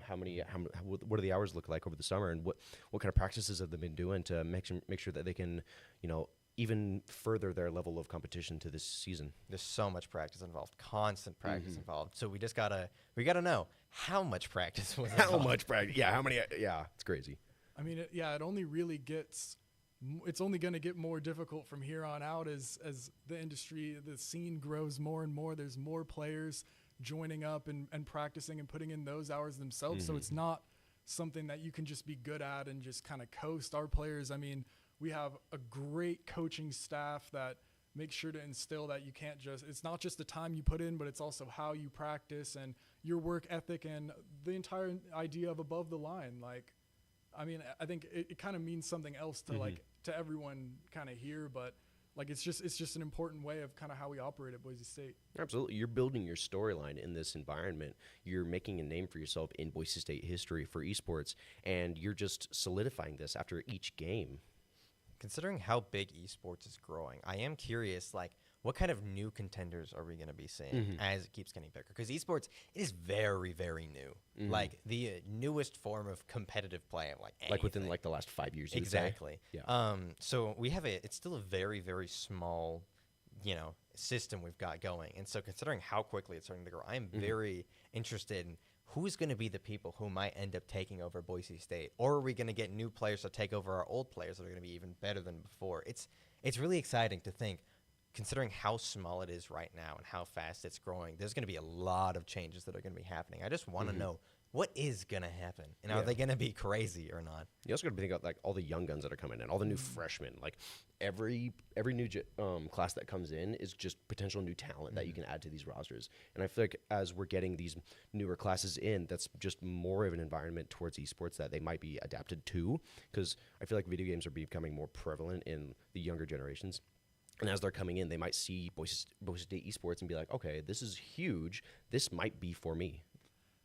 For sure. I mean, the more exposure that it gets, the more possibility that new people are reaching out and seeing it. And, of course, I'm glad that you touched on kind of building a storyline, because that's something that's always been just interesting about sports and athletics in general, is just you being able to set yourself apart and kind of take over. And since we're talking about Rocket League, I mean, what's up with Dirtho, man? You've been to talk about Dirtho. Oh, I could talk all day about him. He is coming into this. I'm pretty positive it is his senior year this year, and he has been going through an immense run these past couple of years. I mean, like I was telling these guys earlier, if you put all the clips that he's made over the past few years into one single video, it could probably span a few days. This guy is insane on the field, insane as a teammate, and just as an individual player, probably one of the best in collegiate. Well, we've been hyping him up, and I think now it's time to go. Boise State versus Syracuse. We've got an interesting little preseason kind of show match just to show all of you what we're kind of about here at esports, and hopefully entertain you a bit too while you're at it. We're going to be playing some Rocket League, which is, of course, normal kind of soccer rules. Just get the ball in the net. But also the added little twist of you can pick up boost off the ground, which allows you to do some crazy aerial moves, kind of bounce the ball off the ceiling, spin it. But, I mean, these guys are just going to take it away, and you'll see what I'm talking about very shortly. For the basic components of this game, it is 3v3 competitive play. And with traditional soccer, you have like your positions on the field that everyone's allocated, but with Rocket League, it's entirely different. Everyone is constantly moving between an offensive and defensive position to try and make plays on the ball and try to get possession and goals against the other team. And every game is only 5 minutes long. So whether it's best of seven or best of 5, that can determine how long each series is going to be. It's only first to however many wins. So best of 5, 3 wins. Best of 7, 4 wins. And once you reach that mark, you have officially won the series, and you are on to the next. Now, mind you, we don't actually know if it's a best of 5 or a best of 7 just yet. So we'll be finding that out here shortly. So maybe the game will go on for just a little bit, or maybe it'll go on for even longer. But that also depends on if one team ends up dominating the other, or if it's a pretty even match. Because I've seen both. Sometimes I see one team wipe the floor with the other, but sometimes I've seen a constant battle back and forth where each team only scores 1 goal on each side. Oh, those are the best. When you get up to those Game 5 or Game 7 thrillers on the edge of your seat, wondering what's going to happen next. What's even better is Game 7 overtime, when the scoreline is tied after regulation time, and you get down to it. But for right now, we got to get into Game 1 of this first preseason match of this 25-26 season. Demo coming out quick. Leisure gets a nice look on the ball, kind of kicks it out up top. Woozy wants to get a nice little aerial play. It's it nice into the middle, but the Syracuse player hits it right towards the net. Durtho back the other way, but it's saved out of the air before it can go too far. It's easy to see, like we were talking about with the switching positions, how each of Boise State's players has hit the ball in a different position as the game has started. For only a few seconds, we've seen Durtho switch from getting that first touch on the ball all the way into the back. So it really goes to show how much defense there is. Speaking of defense, just near miss on the net as Lesser tries to hit it inside, but fortunately Preston was there at the ready. Great dunk there to the corner. Anybody up for this one? It's going to be Durtho's shot on! It's going to be barely off. Woozy with a quick follow-up. It's going to be wide. Potentially still could follow up out of the corner. He's going to go one off the ceiling. Change us now. Preston, he's going to leave it for Durtho, and we're going to keep possession here on the Boise State side, maybe with great 50.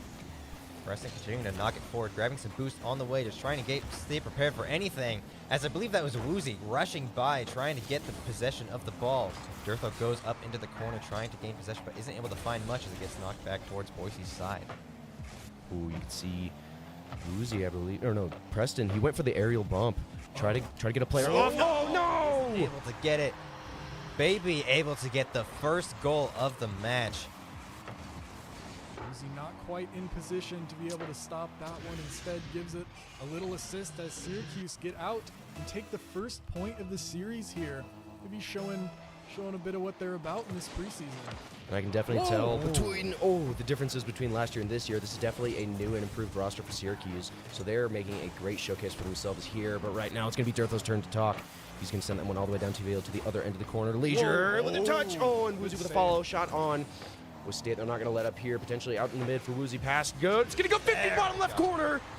Boise State are going to tie that one up real quick with just a little less than 2 minutes, or no, a little over 3 minutes left to go in this game. Pass 3 just manages to beat the first defender, and the other two weren't quite able to correct, evening things out with about 3 minutes left on the clock here in game 1. First touch, and we find it near the middle of the map, but Woozy's able to get a pretty solid dribble towards Syracuse's side. It's met with some defense as Lesser pushes forward, trying to get it into the corner, but Preston pinches it. Gets closer to their goal. Woozy's at the ready with 3/4 boost and is able to start moving it towards the enemy side. A little bit of assistance from one of their team, too. But a little too low. Oh, this is right side the goal. One touch, and Nano getting the second goal for Syracuse. That was such a close one. Durtho's just so awkward in the net here. Oh, no, it's actually Preston. 0 boost, and it's just going to bounce off that top bar. So awkward for Boise State defense, but that's okay. That's okay. When it gets stuck in the net like that, there's not a lot you can do. You really can't. You kind of just got to improv. Oh, no, what an early start. And just runs it in. That's like a thief in the night. Just we barely had any time to say anything. Yeah, seriously. Wow. Sometimes you'll see goals where it takes like 2 minutes to get it in the net. Sometimes, once in a blue moon, someone just gets immediately control of the ball. That's a rare lack of communication from Boise State there. Oh, we haven't even reached halfway, so they got lots of time to correct. A decent look on the ball. Isn't able to get it quite where they want. Sets up for the defense with the ball. Not quite where maybe thought. Instead, Durtho going off the ceiling, trying to get a good touch, but Lesser still keeps control. Getting backed up by Nano. Preston does his best. Really pushing forward, but baby, there's some solid communication going on with Syracuse right now. Yeah, they're really stepping up their game here, but a potential double commit. Leisure getting a touch onto that one. Preston's going to take that one to the corner, try to get Boise State onto the offensive here. Full take a boost, going to send it down. Potentially looking for a teammate for the pass. Flip reset over did one. Did you see that? That was a crazy switch up on Baby. Good save. And now the attack is going the other way. Syracuse wants to get some momentum, but Boise State puts it right back. But what a save. Preston with a quick follow, though. Durtho! Oh, no, it's back to Woozy! There we go. That's what you want to see. Boise State synergy right there, passing plays left and right. Look at the coordination on this too. I mean, the ability to kind of correct and get a second look after a miss, like it's almost like an offensive rebound in basketball. It's like a little bonus chance. Like, oh, I guess if you'll let me have this, I'll give it a go. A little alley-oop. Preston off to a good start. That's here, a good bouncing opportunity. It straight over Durtho. Durtho double, Wait, nothing. they might get the pass, but a save by Lesser. Uzi going back in, trying to regain offensive control, but Baby starts pushing back, and a demo onto 2 of Boise State's members. Ooh. Fortunately, demos don't keep them dead for very long. They're able to get right back up and in it. Ooh, everyone's quick up to that one. Leisure and Preston both trying to pre-jump this one. Durtho shot wide. Nano's going to send that one long. Leisure with only barely over half tank of boost is going to try and control this one. Uzi from the corner. Pops it out for 1. Preston controlled. Full tank of boost. Flip reset. Ooh. Over 1. Potential. No. Kababy. Durtho with the shot. Is going to get 50. Once again by Kababy. But Boise State are going to keep on an offense. Potential. Pass to the mid. Not quite, but Durtho on the back foot. Double! Oh, they're going close, but just barely pinching it on Baby. Woozy tries to get it towards the goal yet again. Might get backed up by Preston. Oh, the double hit. There he goes. Nice Crazy. Goal. To himself, an alley-oop off the backboard here. Look at that. Great job out of Woozy, though. That's kind of those team plays that you want to look for. Woozy making that rotation through, getting the demo on the defender on the line, leaving only 1 left. And Preston, with almost a pretty much open net for that double tap, is going to sink that one, tying it up with just under a minute left in this game. Who's going to secure it? Preston trying to jump up towards the ball, isn't able to reach it. Nano trying to back up his team, but Preston stays solid on that defense, pushing it towards the corner. It's hit by Baby. Woozy in the air, trying to back it up, but isn't able to find it. Baby with full boost, ready to try and get it in. Still isn't able to find much. It is stuck in the corner right now. Preston's got it out a little. Leisure actually hits it up to a Boise State player, but just about out of the goal. Centered and 15 seconds left. The team has to make a play now. Syracuse ball on their side, but in goes Preston. Aerial setting up the ball for Woozy. A nice hit off to himself. Not quite. Durtho. From across the field. Look at that. Slams in, screams in with that boost, and that's no good. That was the Boise State cleanest. Pretty much a non-OT position now. They're going to have to score in practically no time, 6 seconds here. I've seen crazier. We saw earlier in the match, so it's entirely possible. Boise State has all capabilities to do this, but it goes back towards Boise State's goal. Oh. I think that's going to be it, fellas. Little exclamation point. Syracuse, strong showing here in game 1. All that's really left is to just run the clock out, take the knee here for them pretty much. Unless Boise State's able to keep it in the air the entire time. If that's possible. Well, they'd have to get 2 goals in a second. Not quite possible. Maybe 1, no. There it goes. Syracuse is going to send it, and they're going to go into game 2 with a 1-game lead. But this is also where Wayton steps into play, their coach. Wayton's going to step in and talk to the players and tell them, hey, that was game 1. This is a new Syracuse team. We haven't played yet. Different from last year, so now we got to adapt. What can we do differently? What can we change for game 2? And we got to try to get this next game win. A very important thing when it comes to just esports in general. Like, obviously, we're talking Rocket League right now. But even in esports, one of the most important parts is knowing your enemy. And since they don't really know that much about the enemy team right now, it makes sense that they struggled a little bit at the start. But this is their chance to make that slow burn comeback towards getting that win, because now they have a better idea of what specifically they saw Syracuse's team doing and how they can, like you said, adapt to that. So now there's a chance to learn and figure out what they need to switch up in their strategy in order to make that change. You guys are, of course, getting a little technical because you love the game, but just from like a base perspective, it's hard to really quantify and understand just how difficult what these players are doing is unless you've tried to do it. Oh, yeah. I played like 2 games. I couldn't even get my car off the ground for like 10 hours. And like these people, they're like doing backwards flips, bouncing the ball to themselves off the wall in the air, like. And the angles they have to hit to make those specific shots. It is so precise. You got to know the geometry of the car in order to make some of these shots. It's insane, because this is one of the few games where, in a competitive sense, it is physics-based, and people have to spend thousands of hours not just perfecting like aim or anything, but learning the physics of the game so that they know what's going to happen with the car and the ball when they do certain things. And you can do crazy stuff like this. Once you learn the physics, you can fly in The physics are funky, so. Speaking of physics, Nano just driving on the wall for about half that field. Met with some contention there by Woozy as Preston starts pushing forward, trying to get that full boost. Durtho trying to make the shot, backed up by Woozy, but a crazy block from Baby. Instant reaction. Durtho stays with this one. One more off the ceiling. Woo's going to go for it. Potentially going to beating through the ceiling. Maybe a shot out of Durtho. Not going to be able to get the angle. Nano taking that one out. Getting mid. Getting demoed by Durtho, actually. Going to leave it perfectly for Preston to Woozy. Maybe back. No, maybe he's going to read that one. Durtho now with a very little amount of boost. Can't do much with it. He's going to have to leave it for Preston's sake. And still with a minute down in this game, it is still 0-0 anybody's ball game. Woozy trying to take down Lesser, but isn't able to find much as there's a little bit of a juke, but there goes the demo, immediately taking away that power from him. Lesser was getting stylish, and Durtho just took him directly out of the lobby for that one. Tries to take a bit more control of this ball here in the center. Double commit from Boise State, though.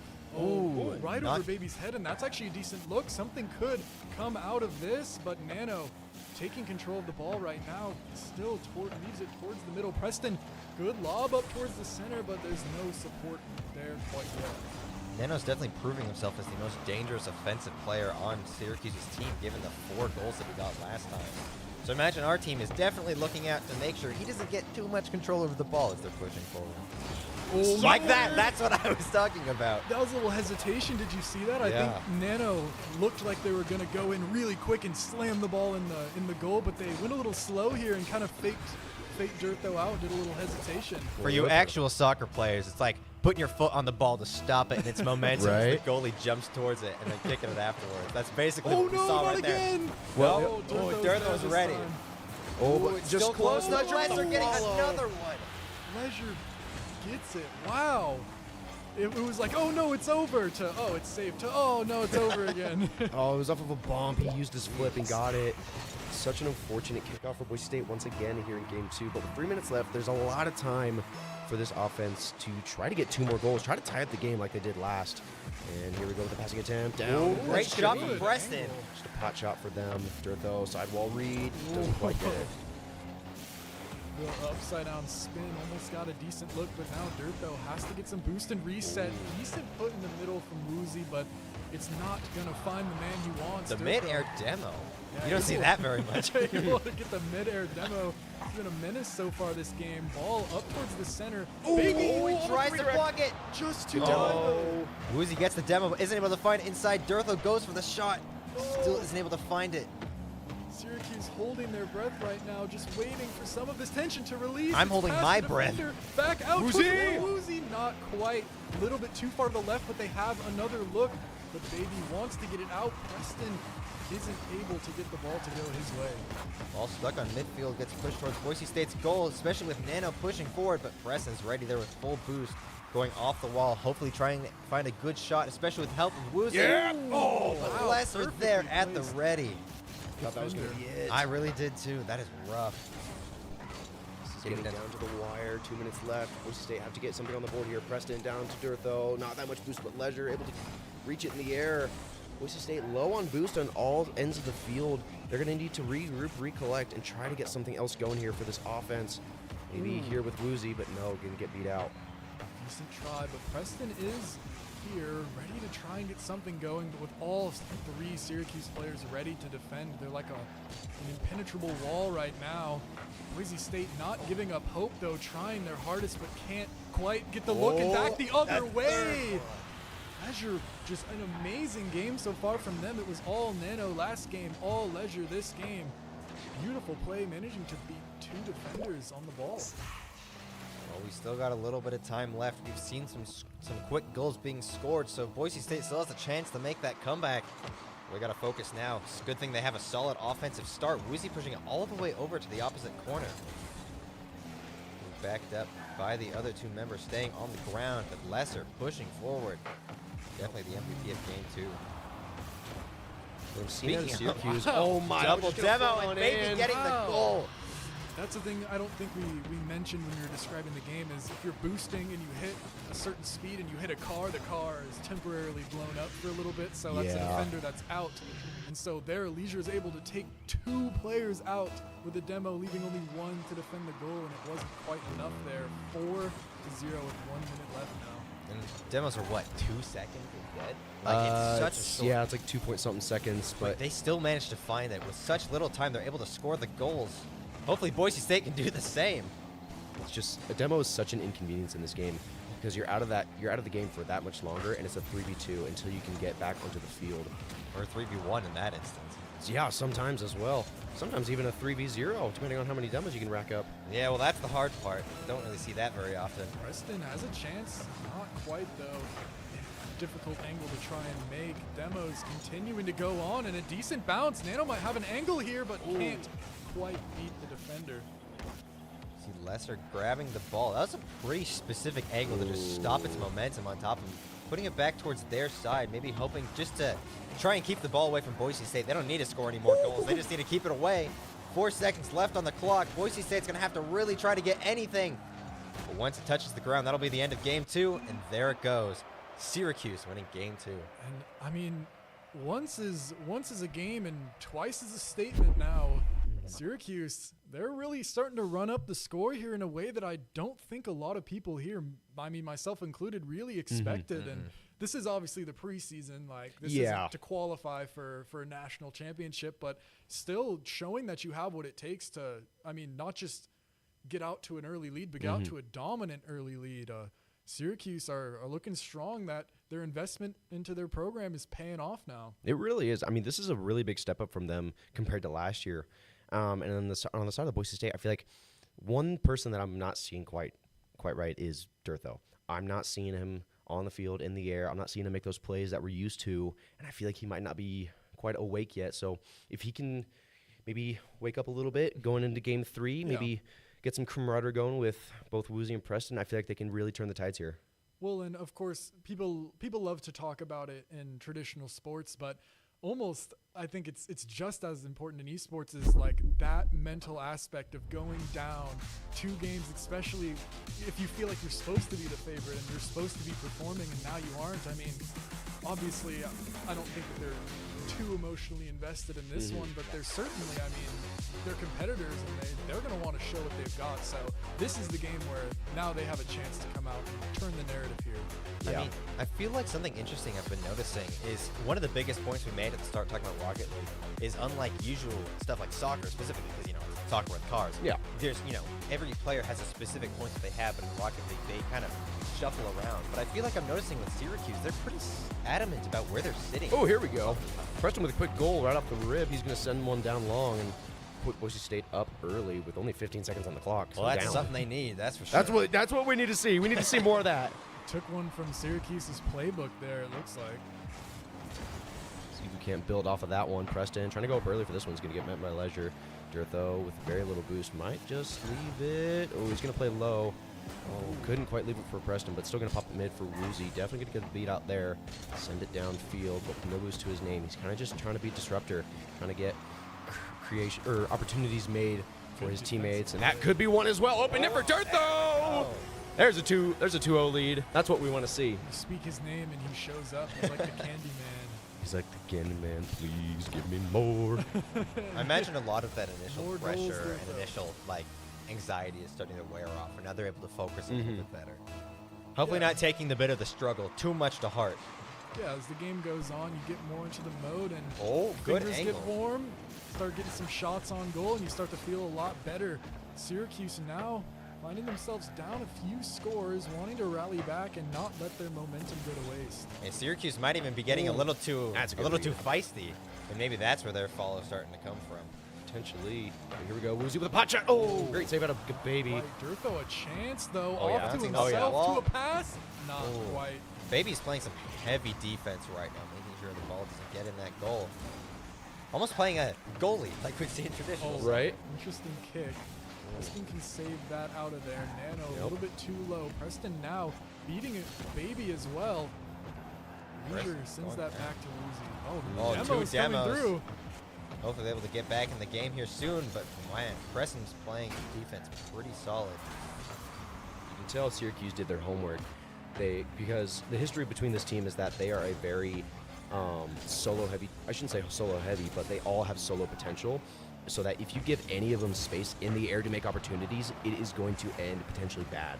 So that's why you're seeing a lot of demos come out from Syracuse onto Boise State, because they want to get them off the field and away from the ball as possible. It's almost like an intentional foul. Oh, absolutely. Like if you're like, if someone can shoot threes, it's like we just don't even want them to get a chance. Like don't even let them get set up. Oh, for sure. But here, there's no ref. You can do whatever you want in this game. The ref is the physics engine, and seeing how it decides to let you get these plays. True. Stuck in the corner, Durtho trying to push it towards the enemy side, but Nano is waiting at midfield. Preston backing him up, but Nano, yet again, right as I say that, continuing to be a menace. Baby pushes it towards the goal, but Durtho with a solid block. And they're at the right time, and now wants to get it back the other way, not quite past the defender. Leisure actually making a good play in the air. Good touch. Great save from Woozy. Reads where the ball is going to be and just perfectly executes on it. Still though. Leisure trying to go in. Great save out of Woozy. You got to play backward in these situations, because if you play low and the opponent send it high and just make you awkward, that can be so dangerous, especially at higher levels. So Woozy being on the backward there, getting that save is going to be crucial. Now back in the corner, Woozy again, full take a boost, saving this flip, sending it out, great carry.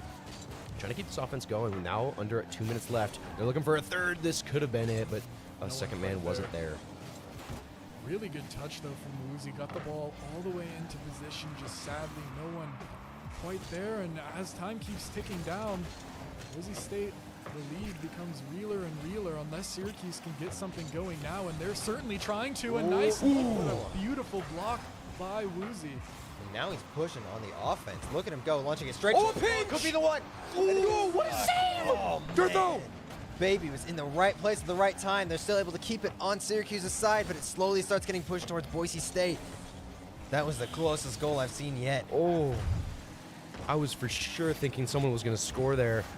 Oh, that was a great pinch, but even a better save out of Syracuse, keeping this scoreline somewhat close with now a minute left on the clock. They need to get something going now to try to cut this lead in half. Demo might open up an opportunity, a little window here. Good pass over to Preston. Ariel sets up a good pass to Woozy, but it's not quite on point. Durtho able to stop things before it gets too far, and a look at his own. Air 100%! But not Oh, quite. what a follow! Nowhere. What a follow! I didn't even realize that was gonna go in. It looked like two of the other players were in the perfect position to block. But he squeezed it right past them at the perfect timing. Camera's frozen. It is frozen. I was like, he's Nice. not He playing. just walked in. He is here to game. Doesn't even have a headset on. He is here to play. Like I was about to say, like they are serious, and you can see it. 40 seconds left. Baby, actually a decent pass here into the middle, just smacked away by Durtho. Time ticking down, and Boise State looking to get a little foothold back into the here we go. series here. Oh. Style points not quite awarded. Or to be a tire hole instead of a foothold because they're cars. All right. Stuck in the midfield right now. Preston with great full bump. boost right into the air. Could go straight in the goal, but blocked by Lesser. The defense this game has been insane. 9 seconds left on the clock. They got to score 3 goals. I don't know if that's going to happen. Especially gets pushed back towards their side, getting followed up by Woozy. Boise State just trying to score 1 more goal, but it's going to touch the ground. That'll be it. Unless. Look up Maybe. top. Demo, forced. Oh, and 1 more Preston. goal by There it Preston. They is. really just got to put the cherry on top at that point. Completely unnecessary, but you'll get it for the sake. They got to prove themselves. yeah. They struggled the first 2 Well, games, so they got to actually, show. Yeah, you think about it, Syracuse just won 4-0 now. Mm-hmm. Technically, like we're back at where we started. I was going to say, almost going Syracuse into threw a game 2. punch. We threw one right back at them. Now we're going to be tied. Or no, not tied, but it is going to be 2-1 in favor of Syracuse still. But that is momentum towards us. Now we can go into game 4 here with a blowout game in our favor. Now we know what to do against this team. Now that we've had 3 games under our belt, now a win. We can now start to improve upon that and try to get a game 4 win, tie it up the series. Yeah, I think the energy is certainly flowing now. I think one thing has been so impressive this game has been the defense. Mm-hmm. Like, these have been decently high-scoring games, like 4 or 5 goals, but like without some of these insanely defensive plays we've seen, it could be like up 10 goals because like you just see these players barely stopping the ball from going in, and you can just tell that like they came here to play. This might be preseason, but they're not holding any punches. Man. Oh, absolutely. And that's the crucial thing about those rotations. Like, you need to be fast about your rotations, getting back onto a defensive side after an offensive play, making sure that you can cover those saves. Like on that pinch save from Syracuse, that was insane. That's just perfect rotations in its entirety right there. You are there when you need to be, and you're making those saves, or else you're just letting goals go. Everyone has their job. It might not be like traditional basketball, point guard, center, small forward, everything like that, but everyone has a role on this team. They know what they need to do, and the communication is almost subconscious at this point with these guys playing so much. Crazy start. That is a ridiculous goal. It bounced so perfectly right back to Baby here. Durtho tips it, bounces right off the ceiling back directly onto Baby's car. It almost looked like Woozy got a touch there, almost saved it, but it wasn't enough. I didn't see anything on the scoreboard that registered a save, but that's just Rocket League being weird. But here we go. Still under a minute into the game. We have 5 seconds in that under first 30. score. Yeah, under 5 seconds. And we got a goal already. Kind of reminiscent of the last game where in 15 Preston like scored one. It is kind of a theme. There have been 3 quick goals. That doesn't happen very often. No, kickoffs are crucial. Maybe showing that, the oh, here we teams go. Take a little bit of time to set. Baby does not want Boise State to get into their set play quite yet, though. But interesting look. We'll get the ball kind of into the corner. Nano is going to look to try and push it back out, and it's away towards Boise State's side. Woozy gets a good look over to Preston, to Durtho from the top row. But Preston actually is the one to get it there. That was tough to keep track of in those final few moments. I was going to say, Preston got the touch here. Oh, that was the last touch to happen. It was off of Syracuse's own touch. Good baby own goal. Nano trying to block it, but isn't able to make it. I think all 3 Syracuse players touched it there at the end. Well, I could see the vision. Gababy trying to cut off the pass because that was going to go straight to Durtho's hands. Yeah. Gababy's trying to cut it off, You but have instead to try that. Yeah, but instead touches it on target, and Nano couldn't quite save it, unfortunately. But now a minute in, tied up once again, down to 1-1. Boise State still fighting for their lives in this preseason game. Got 2 of the cameras online. We're still missing one. They are. Comms, of course, going. Everyone's talking. They're in the zone now. Woozy temporarily out of it from a demo. Nano wants to get a decent look. Baby up top. Is anyone there? What a nice look into the corner. Defenders not quite expecting that angle. Might get close to a hat trick again. I suppose for all those who don't know, hat trick is when a single player scores 3 goals in one game. So you don't see that very often, considering not very many goals are scored each game. And so seeing 3 from one person is a lot. So far, Baby already has 2.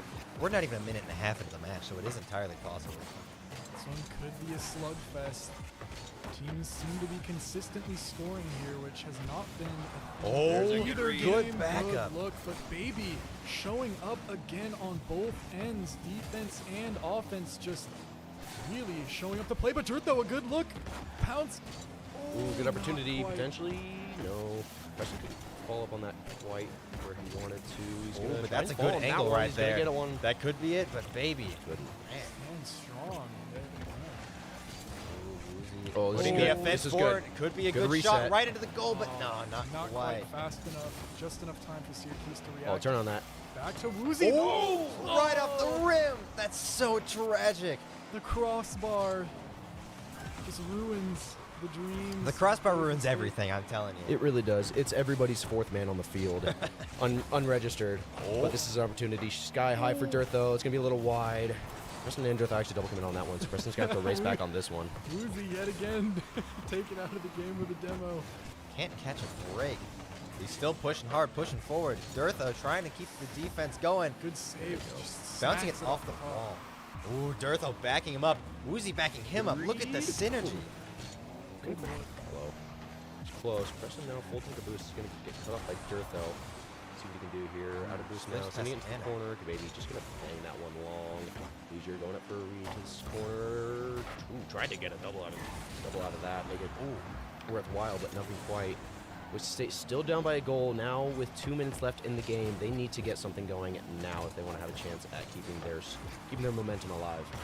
Really feeling that boost. Boise State's pretty high in that regard.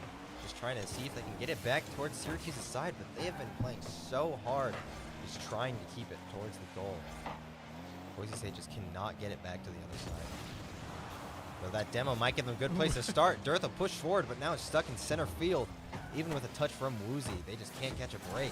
Woozy finally dishing it out himself here after being the victim so many times of the demolition. Only getting the others, but now Syracuse, good look. The attack is there, and they're down a player. The defender. Could be an easy shot. Baby, there we go with the hat trick, just like I said. And that's the danger a demo brings to this game. One can screw up any sort of rotations you had with your teammates, and just like that, it can open up the goal. It really is just like 2 seconds, but like just there, the one defender who was ready and was going to be the one to match that shot got taken out, and it left just an open space that Syracuse is able to take advantage of. Now only a minute left for Boise State to try and get their way back into this series, down 2 goals here. Potential here. Dirtha just needs to read backs him up. There we go. Oh, Woozy, my bad. Beautiful shot though from Woozy. Just a good read and a great pass directly. Pass from Dirtha, shot by Woozy. There it is. Not enough. Lesser was so close to making contact, but I don't even think he would have been able to knock it out of the goal. Now up 2 to 3. Boise State just needs one more. Hopefully they get a solid start just like that. Stuck on the enemy side. That's exactly what they needed. But man, Lesser is immediately playing on the offense. Lesser beats a couple Boise State defenders, and now the advantage has been taken back the other way. Good save for the second. Oh man. Baby, look at Baby, man.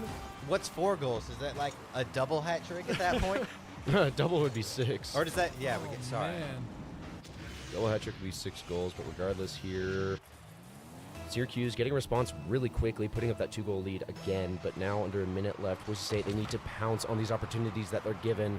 Anything is going to be everything at this point. And we still don't know if this is the best of 5 or 7 yet, do we? Yeah, seriously, we haven't been told anything. Because if this is a best of 5, Boise State needs to get 2 goals or it's all over. Yeah, series on the line here. Pop out for a teammate. Both commit. No goal out of it. Woozy's going to be able to grab mid and potentially read that. Oh, what a Cookser pinch out of the sidewall. And now a psycho out of Preston. No way. It goes all the way back. What is happening? The ball is just bouncing ping pong style between each side of the field. Preston just about to get a good save on that, but this is so difficult now. Time is running out, and Boise State, they have to get in quick, or all they can really do is wait it out. Woozy, a final attempt. Oh, it Actually, could be it. It's a nice, that could be it, but Lesser. Oh. Good look. But that might be all that Boise State can ask for. Final ball is in the air. All it has to do is touch the ground. Boise State trying to keep it up. Actually gets a decent try. Maybe trying to knock it towards their own goal there. End up Syracuse takes that game off the back of a legacy performance from Baby. Look at all those stats. 4 goals, saves, just pretty much doing everything, man. Oh, yeah. Baby, definitely the MVP of that one. Yeah. The other thing, okay, so one thing I'm hearing, I did not hear anybody leave the lobby. So my take is that it's a best of 7. Ooh, it could Probably. be, yeah. Because then that would mean Boise State still has a chance. Yeah, they're still sitting down. Yeah, typically after a deciding game in a series, you see players say, GG, and then they leave. It's true. They've got good sportsmanship, and they at least say good game. Yeah, we're not seeing that. So no, everyone said good game, but they're all staying in. Yeah. Something tells me there's a game. What would that be? 6 to happen.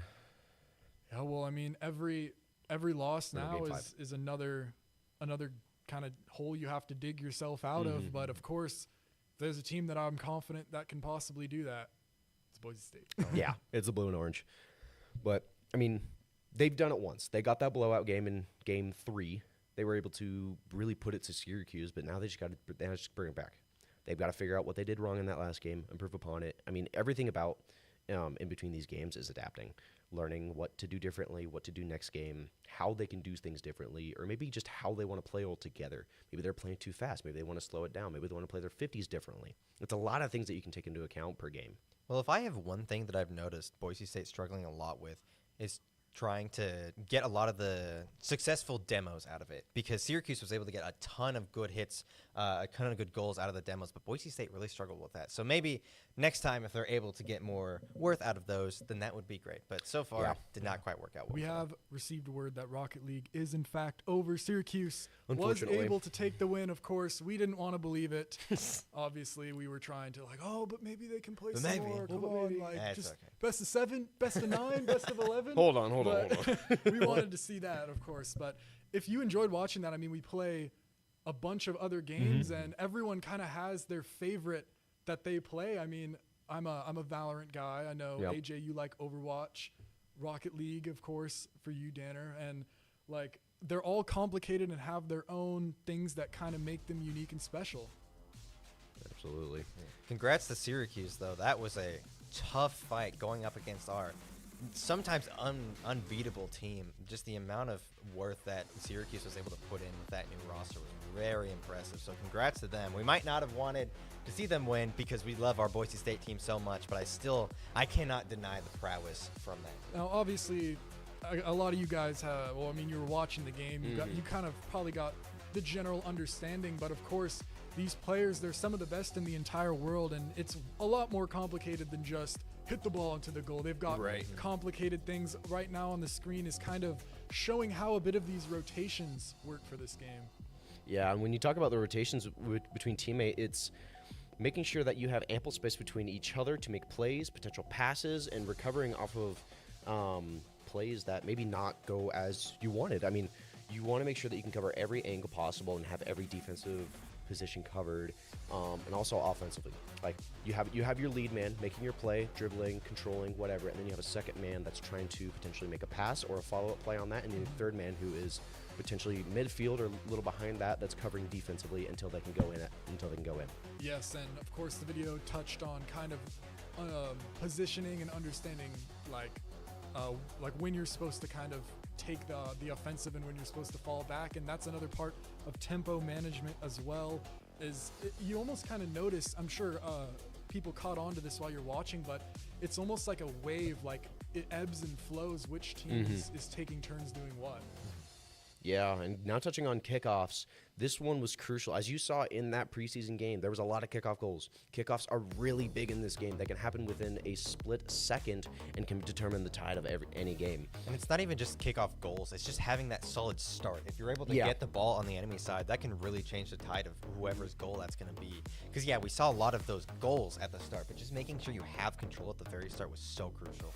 Yeah, and I mean, you have kind of two resources in Rocket League. You have the goals, obviously, and then you have the time, and a lot of the time you want to get the best goals to time ratio you can possibly get, and those kickoff goals, it's like that's the best you can get. Free one, boom, right there. Didn't even have to do anything complicated, didn't have to set anything up, and normally that's a big problem. Of course, right now it's talking about just constant communication. That's such an important part of Rocket League, and it's almost like its own type of language, wouldn't you agree? Oh, absolutely. It's its own language, because you have to learn so many different linguistic terms of what is happening on the field. Like, hey, I'm here, I'm midfield ready for a pass. Hey, I'm 50 boost midfield. We're here. It's like, or you can even comment about what else is happening. Hey, you're getting challenged. Hey, you gotta fight one more person. Or hey, it's an open net. Like, there's a lot of things that you have to say, but it's all within 2 seconds. So you have to make it really snappy. And I mean, our team is great. Obviously today they were not able to get the victory, but historically they've been great at all the tournaments they've gone to. CECC, PEC, they're the first ever PEC Rocket League national champions. They've been to CRL Worlds, a world tournament for college Rocket League, which is just so crazy that, I mean, you don't even really see that with traditional sports, do you? Of oh no, international college play. Like that's something that's very unique to esports, and our Rocket League players have got to participate in some of that, and they represented well. Yeah, I believe they played in CRL Worlds twice, and the culmination between those tournaments is that it's North American, the top, I think, 8 North American teams and the top 8 European teams all fight in a 16-team bracket to determine who is the best CRL team in the world. That is the nice thing about esports. It's very easily accessible to people all around the world. Because with American football, it's obviously just Americans. You don't really see world championships. We got the Super Bowl. We love the Super Bowl. Oh, but with esports, something like Rocket League, you don't need to really be able to read. Like if you speak a different language, you can still play Rocket League with other people, right? Absolutely. That's what makes it really fun, and that's why I think it's growing so fast. It's because, of course, tech is booming.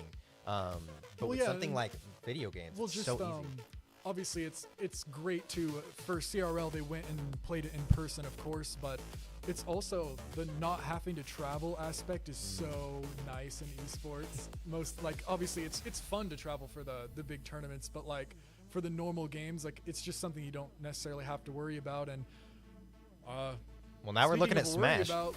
People were worried about our Smash team having to play against them this year. They were pretty solid. We've seen a lot of our Smash team playing in the past, and they've put up a lot of solid fights. We especially see a lot of King DDD players specifically. We have, with our teams, both Boise State's and the other ones we've gone up against, people are very specific about the players they choose. Because in a game like this, a lot of the time, you just pick a character you like the most and you stick with it. Because as soon as you're able to master that character, you want to continue playing that character. Super Smash Bros. It's a fighting game.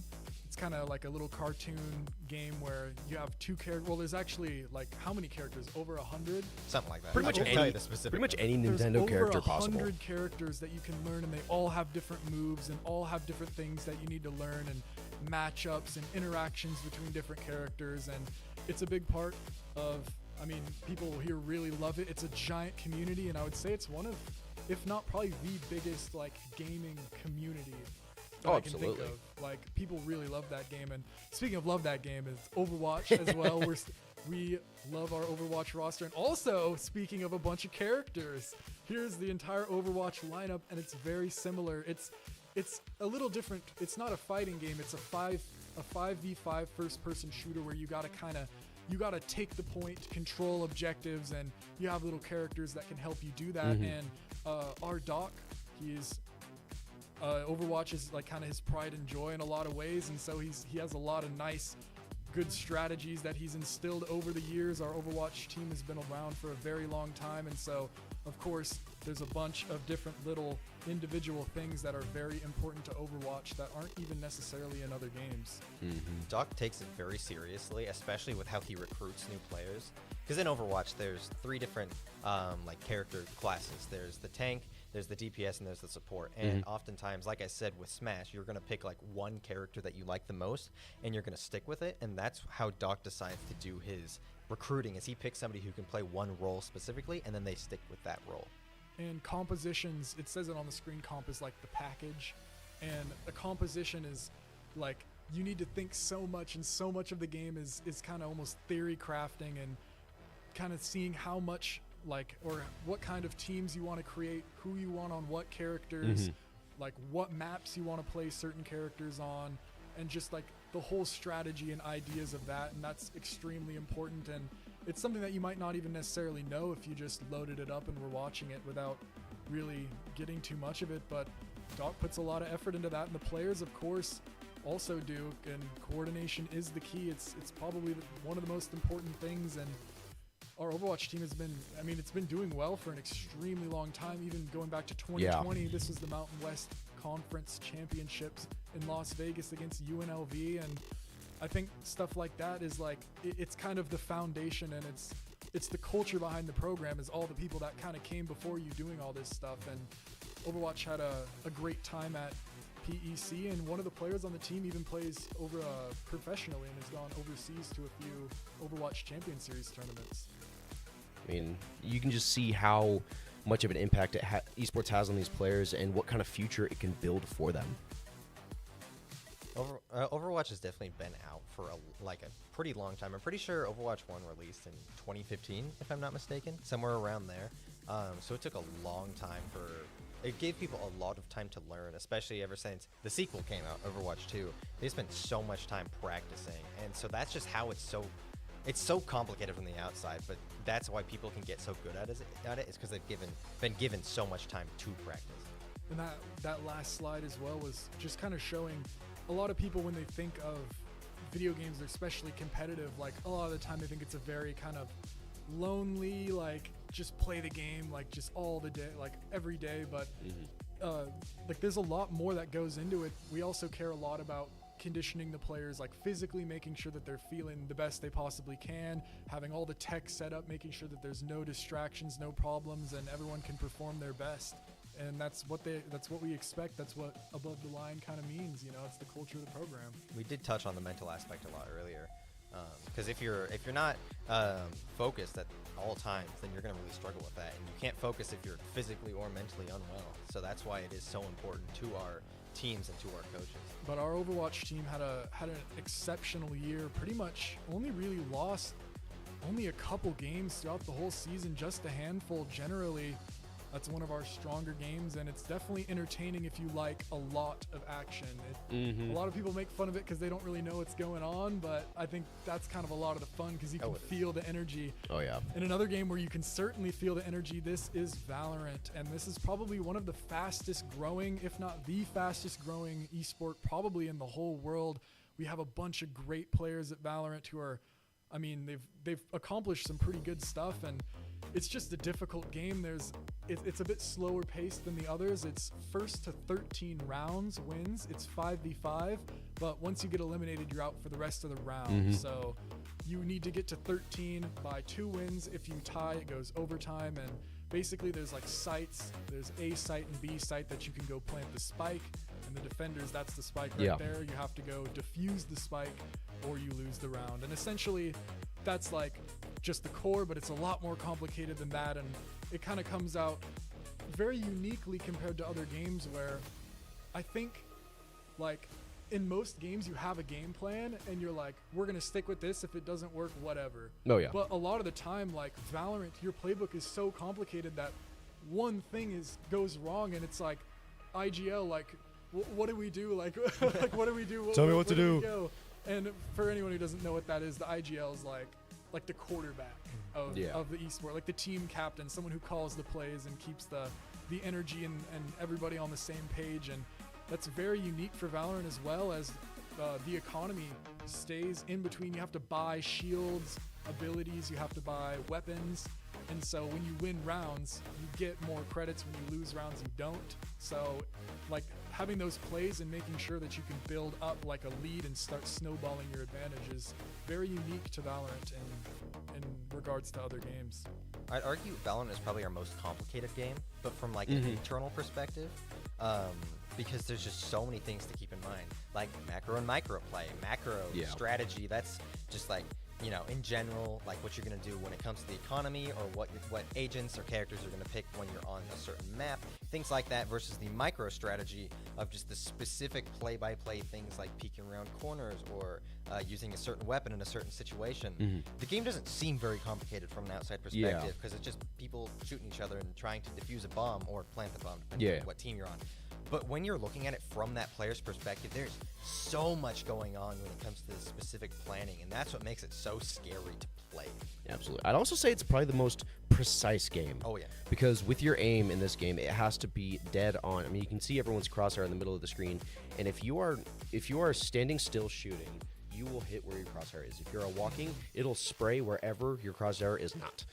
And that's the part about this game that is very difficult for some players, because you have to be able to shoot while not moving, and also figure out what you're doing in the round and try to make sure that you're not peeking multiple angles to try and get shot in the back. Compared to like Overwatch, where it's just shoot and go. It's precise, and there's a lot of stuff to think about every single game, which is why, of course, we have our players play a lot of games. They practice a lot. They have mandatory scrimmages that they play against other colleges.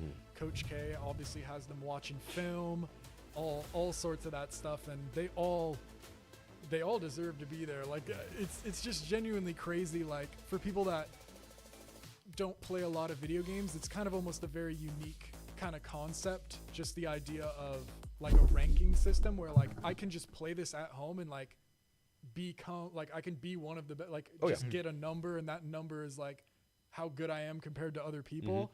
And like all of our players are some of the best in the entire country at every game. Like we look to be competitive, and we put the work in, and we don't slack. We're not messing around. So I mean, I guess on a good note to close out is obviously we all love esports. That's why we're here. But Exactly. AJ, like what's the thing that gets you coming into work every day like excited? I mean, I suppose we can tie it back to the beginning, but a thing that I love about it is the chaos behind it, because that chaos is built up from the excitement and the energy of both the players and the audience, and me as well. I get excited seeing these things.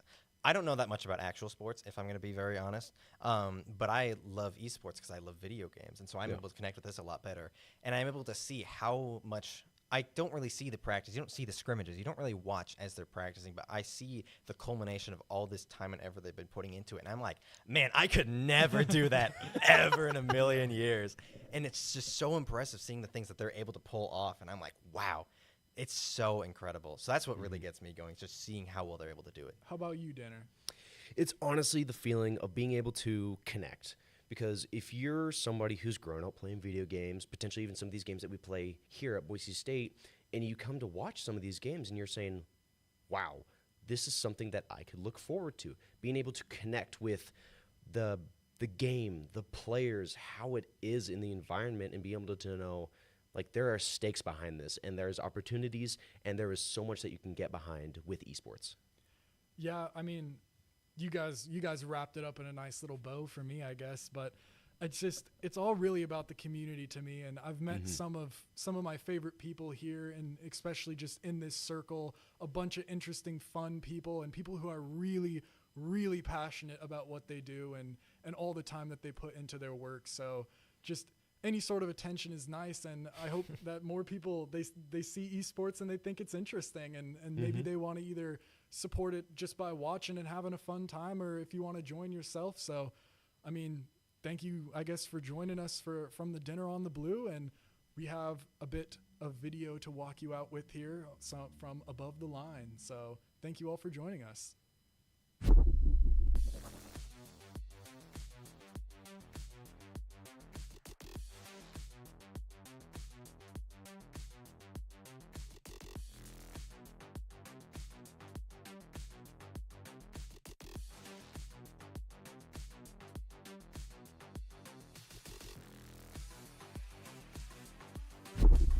Previously on Above the Line. Welcome to the Boise State Esports Arena, and tonight we kick off our PEC season. He's trying to do all he can to stall this out, but it's not enough against the full force of the Broncos. They have won their first PEC match. Wow. It's off to one. Can he get the defuse onto this? And with that, Boise State is able to take the map. Did all Boise State still needs one goal to win. And they find it. What a shot by Woozy in midfield. So well aimed, just off the bumper of the defender. We don't get the team we want, we get the team we built. But Boise's yelling at the top of their lungs, attack us, we dare you. We are not going to be ready for Syracuse if we're practicing like this. Come on, get our heads in it. No support, no support. Yeah. That knows all the dances. Please welcome to the stage, Boise State University. They're putting it all on the table. It is a Boise State moment.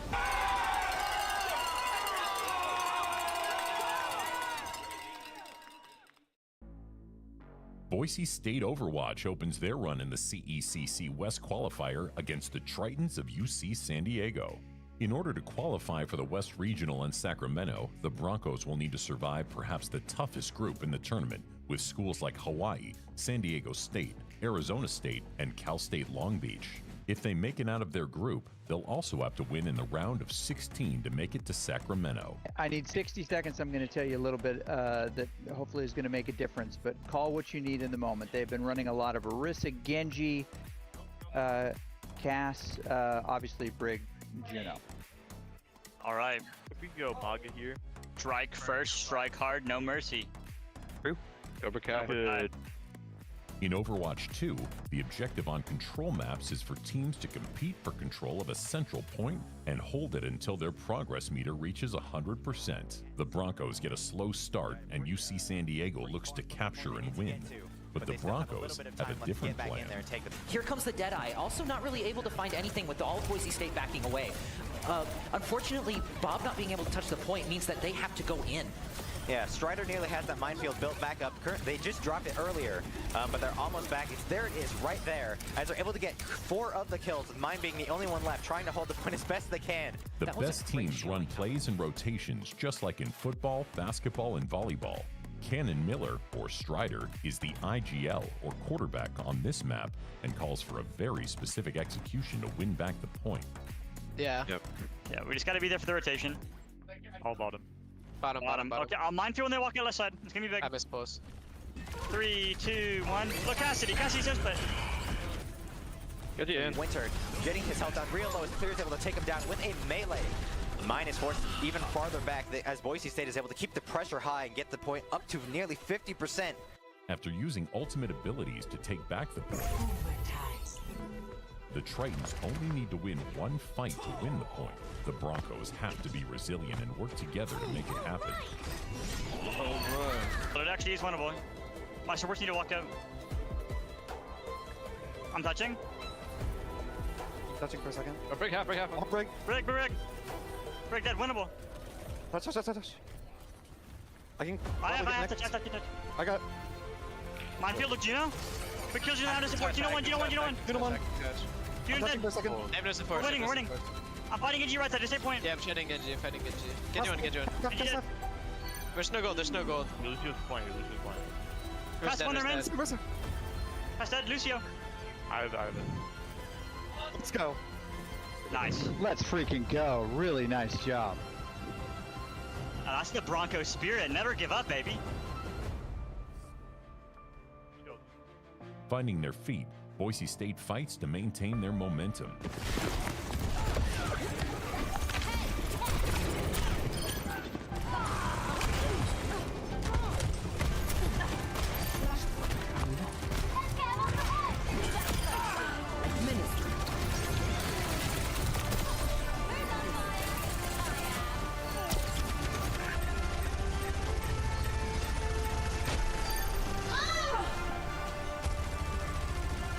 But it's taking a lot of damage from Mine. Flea is able to take the pick onto a race with that pulse ball. Bro, anywhere, dude. This is last. I'm going free. One. Cast one. Back. Ori. Trace dead. Just Trace. I'd take you down, bro, my KD. What? Whoa. It was an amazing final game. Wow, that was insane. With a win over UCSD and Long Beach State, the Broncos make it out of their group and into single elimination territory. With a win in the round of 16, they will advance. Only the Elite 8 will punch their ticket to Sacramento in November. As strong as the Broncos have looked so far, they're not without struggles. All-American junior Jonathan Foraker, or Clear, is fighting through illness and injury, literally. So Jonathan has been out of the building for a little bit. Some are aware, they follow him on social media, an autoimmune issue popped up after some of the recent world travel. It has made it really hard on his body to recover. He's getting great medical care. I'll let him communicate all the details. I mean, with Clear, it hasn't affected our preparation much, you know? He's still scrimming with us pretty much every day. Clear is working super hard and becoming stronger and trying to get better, and we are just trying to do the same. Boise State will need to put together an outstanding performance to qualify for the live event, and only one match stands in the way.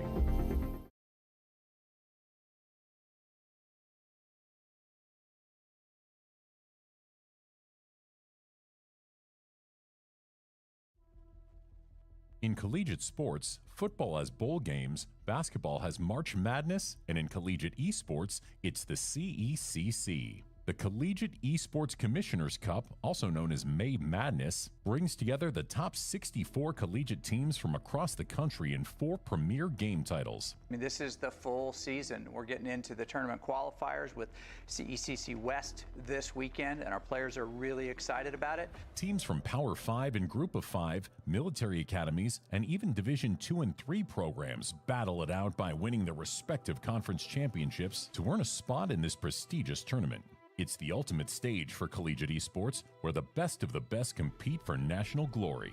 So I think with CECC, we're going to see a lot more competitiveness and a lot more higher level strategic thinking. Boise State Esports has represented the Mountain West in all 3 of the previous May Madness events. Since 2021, the Broncos have never missed qualifying. But with the parity in college esports, staying on top is harder than ever.